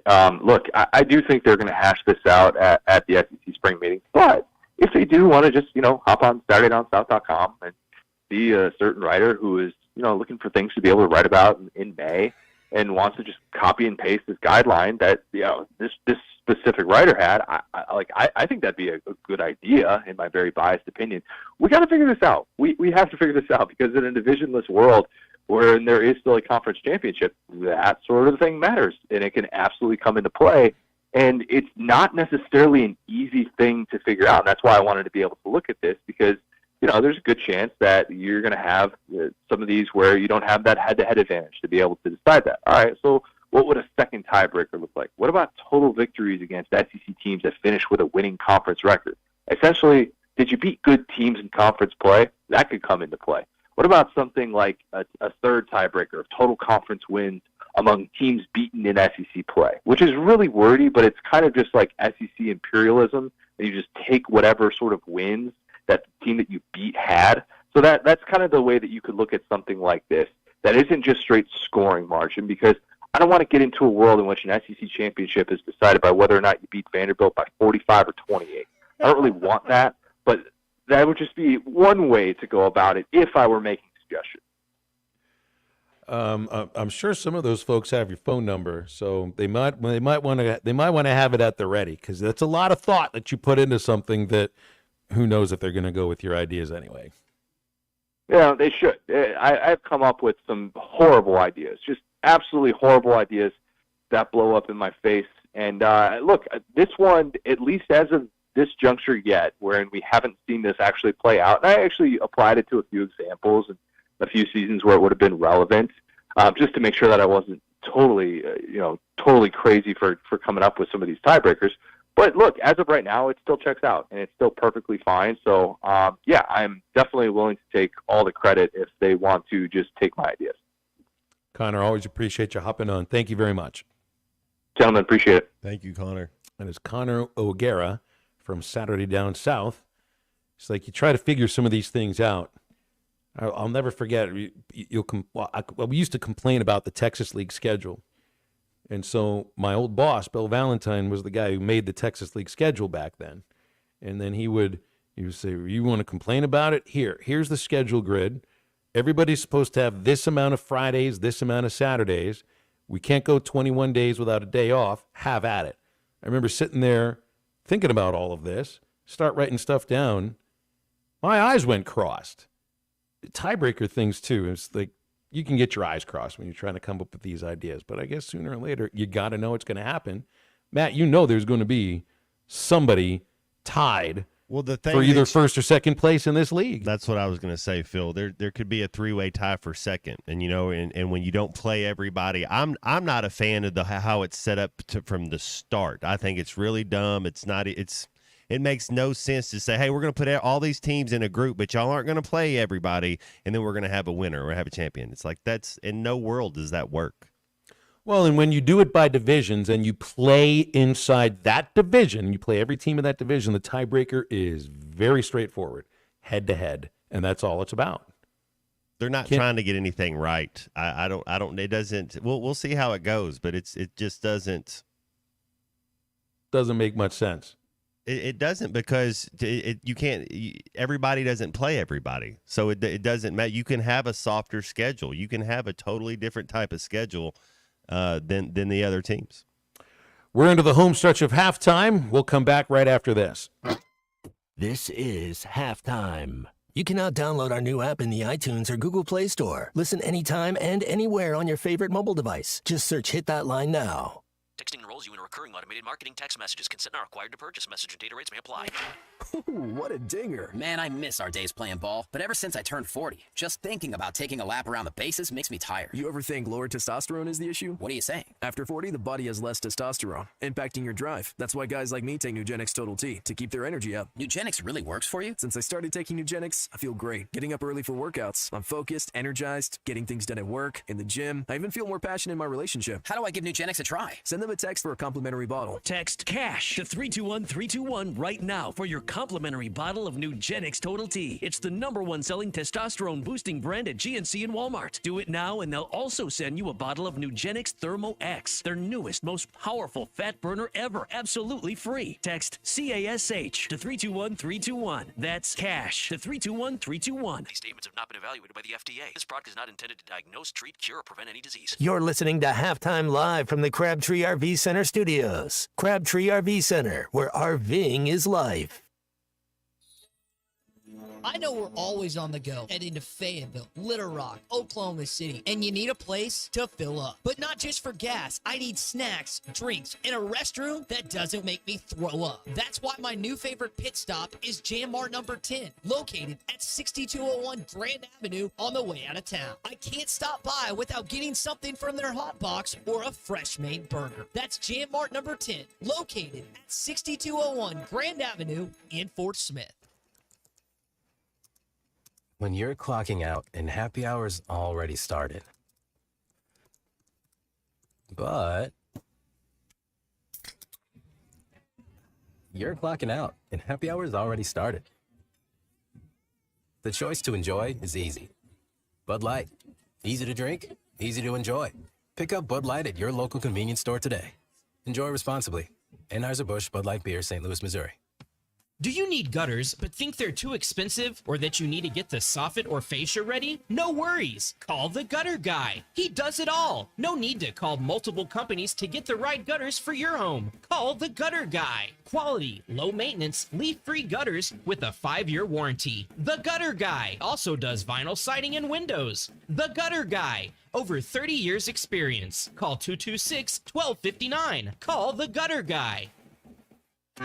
Hey, Ty Richardson for Dallas Street Dental. Refuse to compromise when it comes to replacing missing teeth. Dr. Bill Ligon at Dallas Street Dental can make your smile look, feel, and function almost exactly the way it did before you lost any teeth. In some cases, even better. Dental implants function like your natural teeth and make it possible for you to enjoy those juicy steaks this grilling season. Look younger and smile with confidence with dental implants from Dallas Street Dental. Schedule your free implant consultation today at 479-452-6600. Oh no, what happened to your windshield? I had an accident. I'm definitely going to have to get a new one. You should call Mr. Auto Glass on Towson Avenue. I have to be careful. I have all this technology in my windshield. Technology? Yes, things like adaptive cruise, rain sensing wipers, and lane assistant. Well, the folks over at Mr. Auto Glass can definitely calibrate all of that for you. They are super friendly and fast. You should give them a call. What's that number? 782-4441. Okay, I'll give Mr. Auto Glass a call. 782-4441. What's on your to-do list today? Does it include looking for a new piece of heavy equipment? If so, come by and see us at Sharp Equipment today and explore our latest offers and deals as a Wacker Newson dealer. Whatever your day brings, whatever job it is you need to complete, Wacker Newson Equipment is up to the task, and Sharp Equipment is here to help. Stop in Central Hydraulics and see us at Sharp Equipment, located at 6104 Highway 271 South in Fort Smith, or give us a call at 479-242-1406. Your home for every Razorback football, basketball, and baseball game. ESPN 95.3.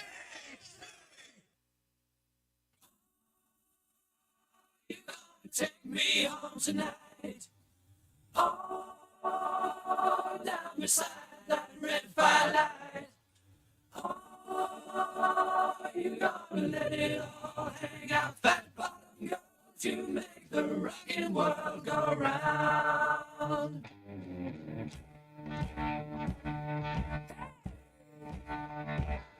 It's just a scandal. Never knew no good from bad, but I knew life before it's free. Left alone with big bad facts was such a naughty day. You big woman, you made a bad boy of me.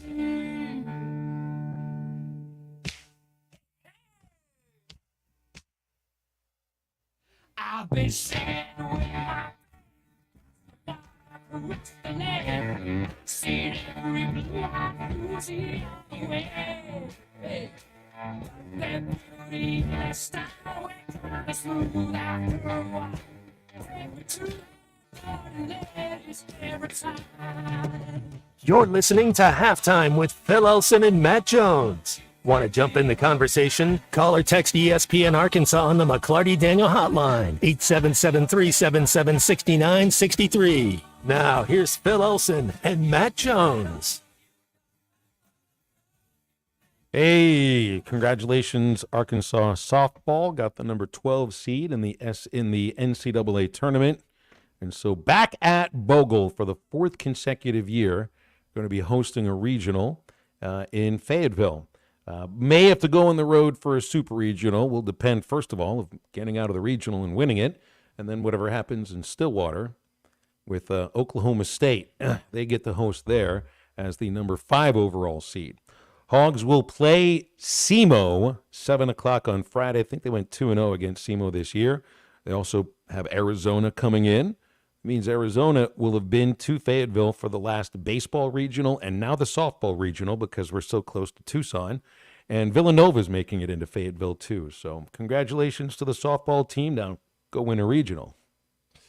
Is Oklahoma State, is that was that a rival for Arkansas softball in the softball world? I don't know. Okay. It seems like they come up around this time of year. We've only been doing this show with you for 2 years, but it seems like those two teams We get history with them in baseball. Yeah. A lot of history with them in baseball, mostly in Stillwater, at least since I've been doing it. But I think part of the story is that Texas gets the number 1 overall seed, and Oklahoma, which is, like the South Carolinas, the South Carolina, the Gino Auriemma UConn, the Skip Bertman LSU baseball program. That's what Oklahoma is, and looks like they got the number 2 overall seed. So a reason for them to be a little ticked off about it. That means you have 2 programs. You already have all 13 teams made it from the SEC to the tournament. And Vanderbilt, the number 1 and number 2 seeds, and the number 1 and number 2 seeds are coming into the league too. That's right. That's exactly right. Have fun. If we think baseball is the best sport in the SEC, I think softball may have something to say about that. It's when you look at it, the SEC, and you see all this conference realignment, and you see things going on, you couldn't really, if you think about it, you couldn't ask for 2 better teams to be coming into the SEC. I mean, you're getting Texas and Oklahoma that compete at high level. They have a brand. But it's also it's more than one sport, right? It's in a lot of sports. It's big time, man. That's the SEC just got deeper. I mean, Arkansas, you just added 2 teams in football that have more success than you usually. I mean, Arkansas's tough. It's a tough gig up there, man. I mean, football is already showing up ready to go for Tech. They may be the best team in the league already by the time we get to August. Yeah, best quarterbacks coming in. Their baseball team's kind of dangerous this year. I think OU's falling. No, OU's doing well, actually. They are doing well. Softball, basketball at OU's kind of taking a step back, both men's and women's. Texas men's program looks really good. I think the women's program is still really good. And, yeah, I mean, they're certainly showing up ready to compete in just about in every sport. But they'll be as dominant in softball as they'll come in where they were as dominant in softball in the Big 12 as they were anywhere else. 877-377-6963, calls and texts on the McClarty Daniel hotline. Carl thinks there's going to be an announcement tonight at 6. about a future Razorback men's basketball player. So I guess that'll be right about the time Ruskin and Zach are going into the last hour of the show. But and I know DJ Wagner was at Friday's baseball game. He was there with Cal. I know Cal was there. Bubba even saw him, and we brought it up. So I know he was there. 3 weeks in a row, someone's visited on a weekend, had a commitment announcement by Monday. So I think tomorrow, Matt, we'll be talking about the another new Arkansas basketball player. And then maybe we get to do it all over again next weekend, see if we can make it 5 weeks in a row. Very, very exciting. Yeah, maybe even by next week we're talking about Arkansas SEC West champions. Well, then there's that too. Yeah. And that's a little bit more on the come since that's happening right now. Win one game, Thursday, Friday, or Saturday, you are West Division champions. And we're sending our ace, right? We're sending Achilles. I mean, you're sending Brad Pitt of Troy. You're sending your dude. You're sending the guy that. Man, I hope they stay away from that heel then. Stay away from the Achilles heel. Well, we're not playing the Trojans, so we're true. Yeah. I mean, I can't wait to see what they've got planned as far as the pitching is concerned. Because you really could, if you wanted to. Save him for the last one? Not the last one, but I think you could save Hagan for Friday if they wanted to go in that direction. We'd keep him on normal rest. Yeah. You know, that means that he'd pitch Friday. I actually like in that Hoover. right there. Yeah. And then here's the other aspect of it, too. Like, I don't really think we're going to play Thursday. Now, it's Monday. Weather reports can change. Things might not be what it looks like they will be Thursday. But they're talking 100% chance of rain all day long, thunderstorm. So it's not the kind of rain that you can play through. If there's any lightning, that's going to be a problem. And it's the sort of thing where if both teams have their aces scheduled, heck, even if they don't have their aces scheduled, because there is so much at stake, they're not going to want to be starting and stopping, wasting a starting pitcher.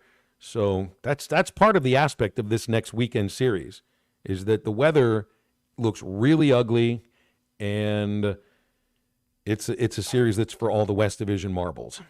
Well, you wouldn't want to warm up Hagan Smith for a rain delay game either. So maybe I base my Hagan Smith starting on the weather that day when you know he can do his normal routine and get out there, because that you don't want to waste him. Yeah. Yeah, and I mean, you want him to pitch. You want him to pitch on the same regular rest that he would get going to Hoover, and then that would potentially keep him at the same rest or even more rest, depending on what your draw is for a regional, whether or not you're going to pitch your ace on a Friday, or you're going to wait for either the 2 or the 3 seed on Saturday.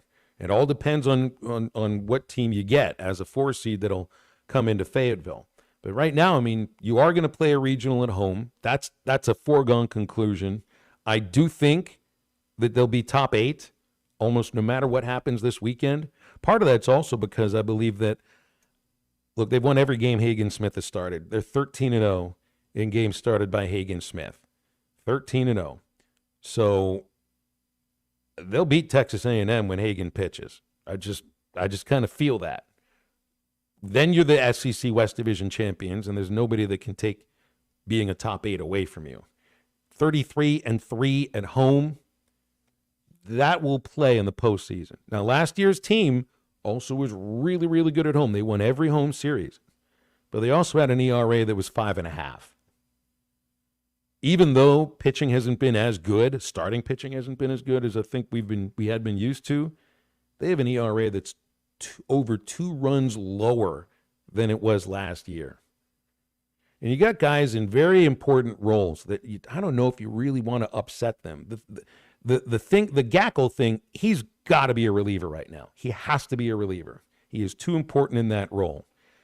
McIntyre could start. If they're looking to make a change, he could start. But does that also mean then do you have to put a Mason Molina or a Brady Tigert in the McIntyre role? Are you comfortable giving them the ball in middle to late innings and say, here, go 3 innings? Right now, you didn't even get 2 innings out of them in the last start.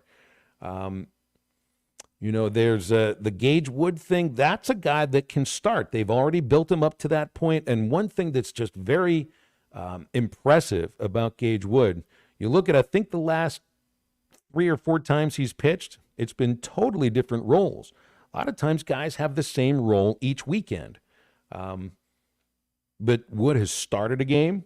He's come in the 9th with bases loaded and nobody out to play hero. And then on Sunday, he gets the ball when you needed innings from somebody because your starter was knocked out in the 2nd inning. I mean, these are 3 completely different roles, and he's done well in all of them. So, I think if there's going to be a change, I think it would be one pitcher. I think if you're changing 2 out of your 3 starting pitchers this late in the season, it says a couple of things. One, it presents a little bit of panic. And this team has never this year ever looked like they are in panic mode. Just look how they played yesterday. You could have panicked down 6-0. They didn't. They won.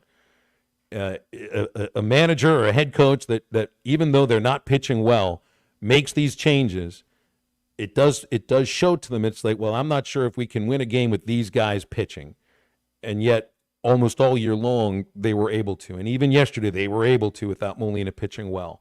And changing 2/3 of your starting rotation in the 15th week is just a really difficult thing to do. You know, how much of a rope do you give these guys if they do get the ball this next weekend? I think there's still a very high possibility that both of them could end up starting. So how much of a rope do they get? You know, and then if it doesn't go well, then it probably is you got to make the change. But what if they do go out and do pitch well?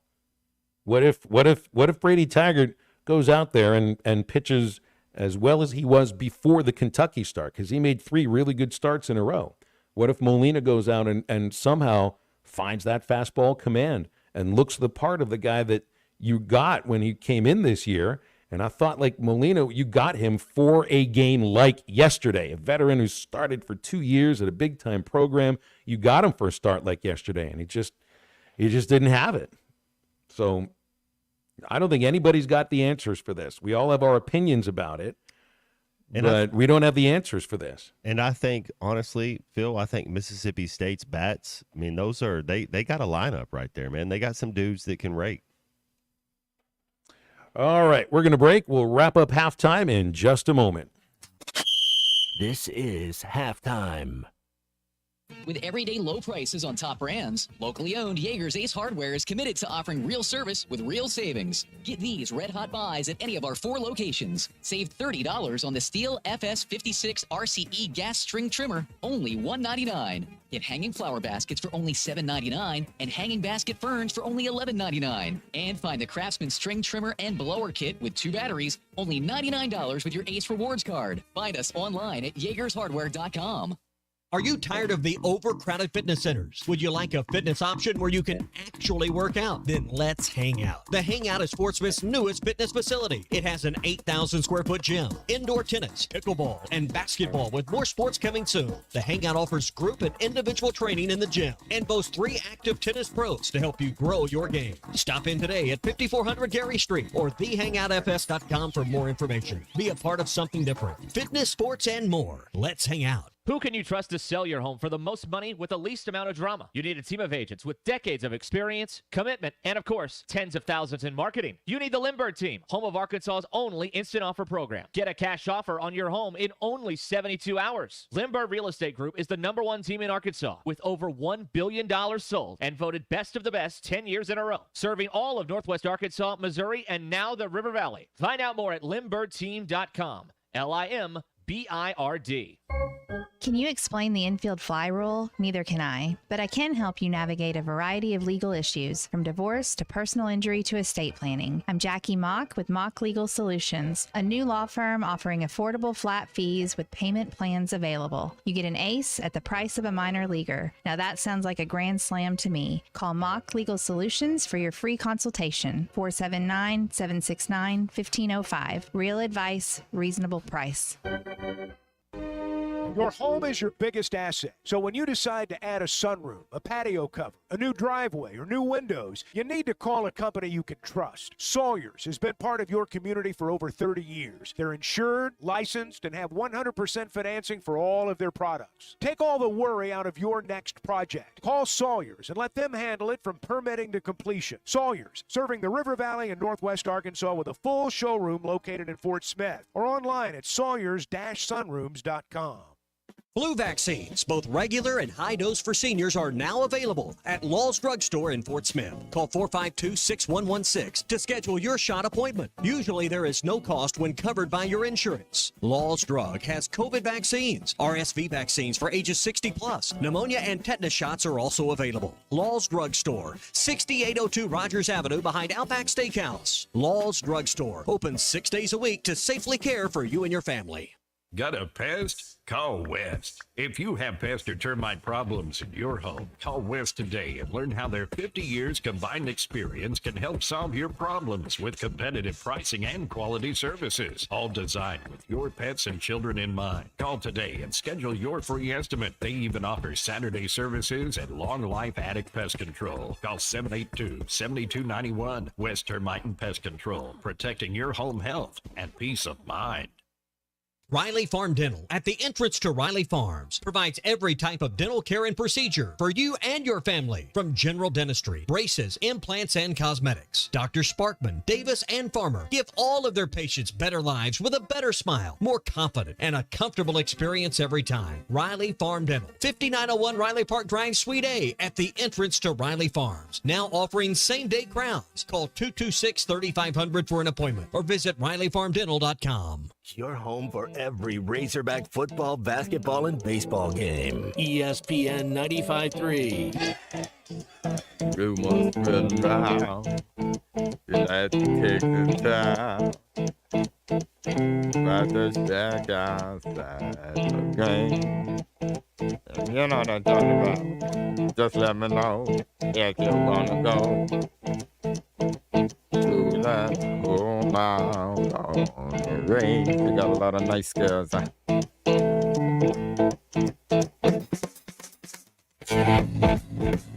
ready. Well,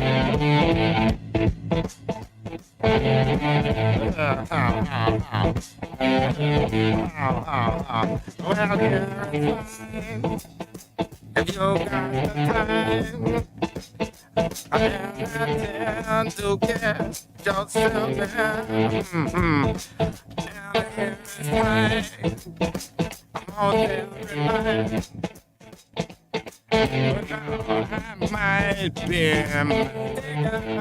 Welcome back into Halftime Live from the Crabtree RV Studios. Crabtree RV Center in Alma, where we make your dreams come true.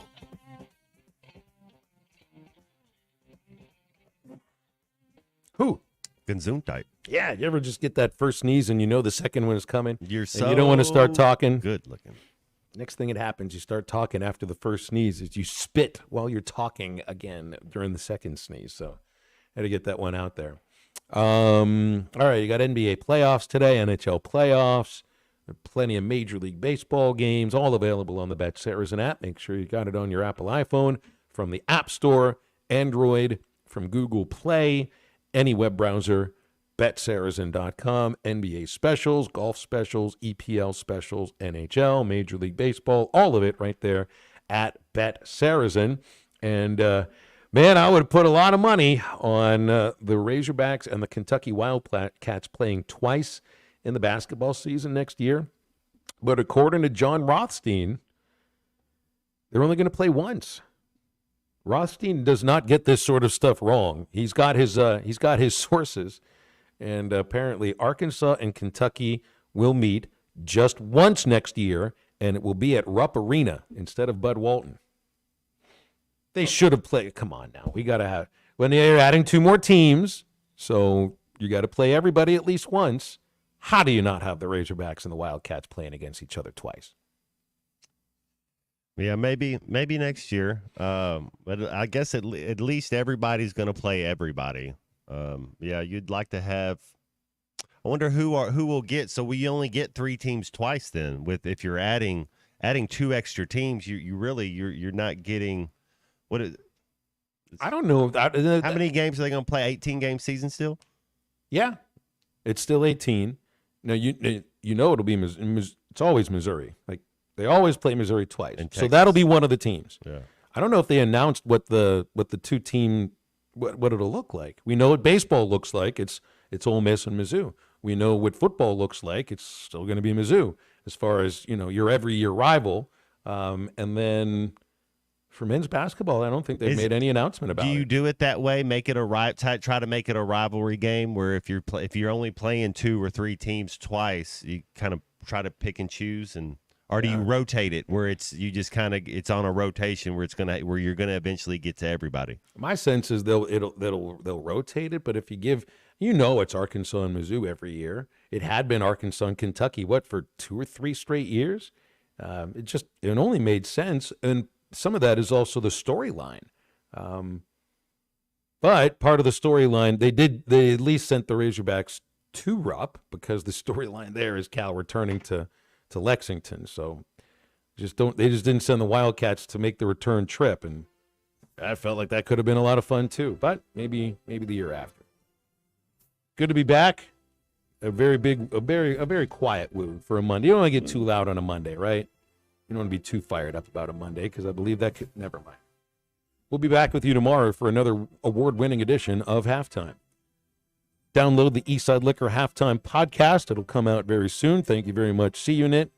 And Ruskin and Jack will take you up until 6 o'clock, and we'll see what happens after that. So for Matt, for the unit, I'm Phil. Good to be back on a Monday. That's Halftime. Get up, get out, and get better.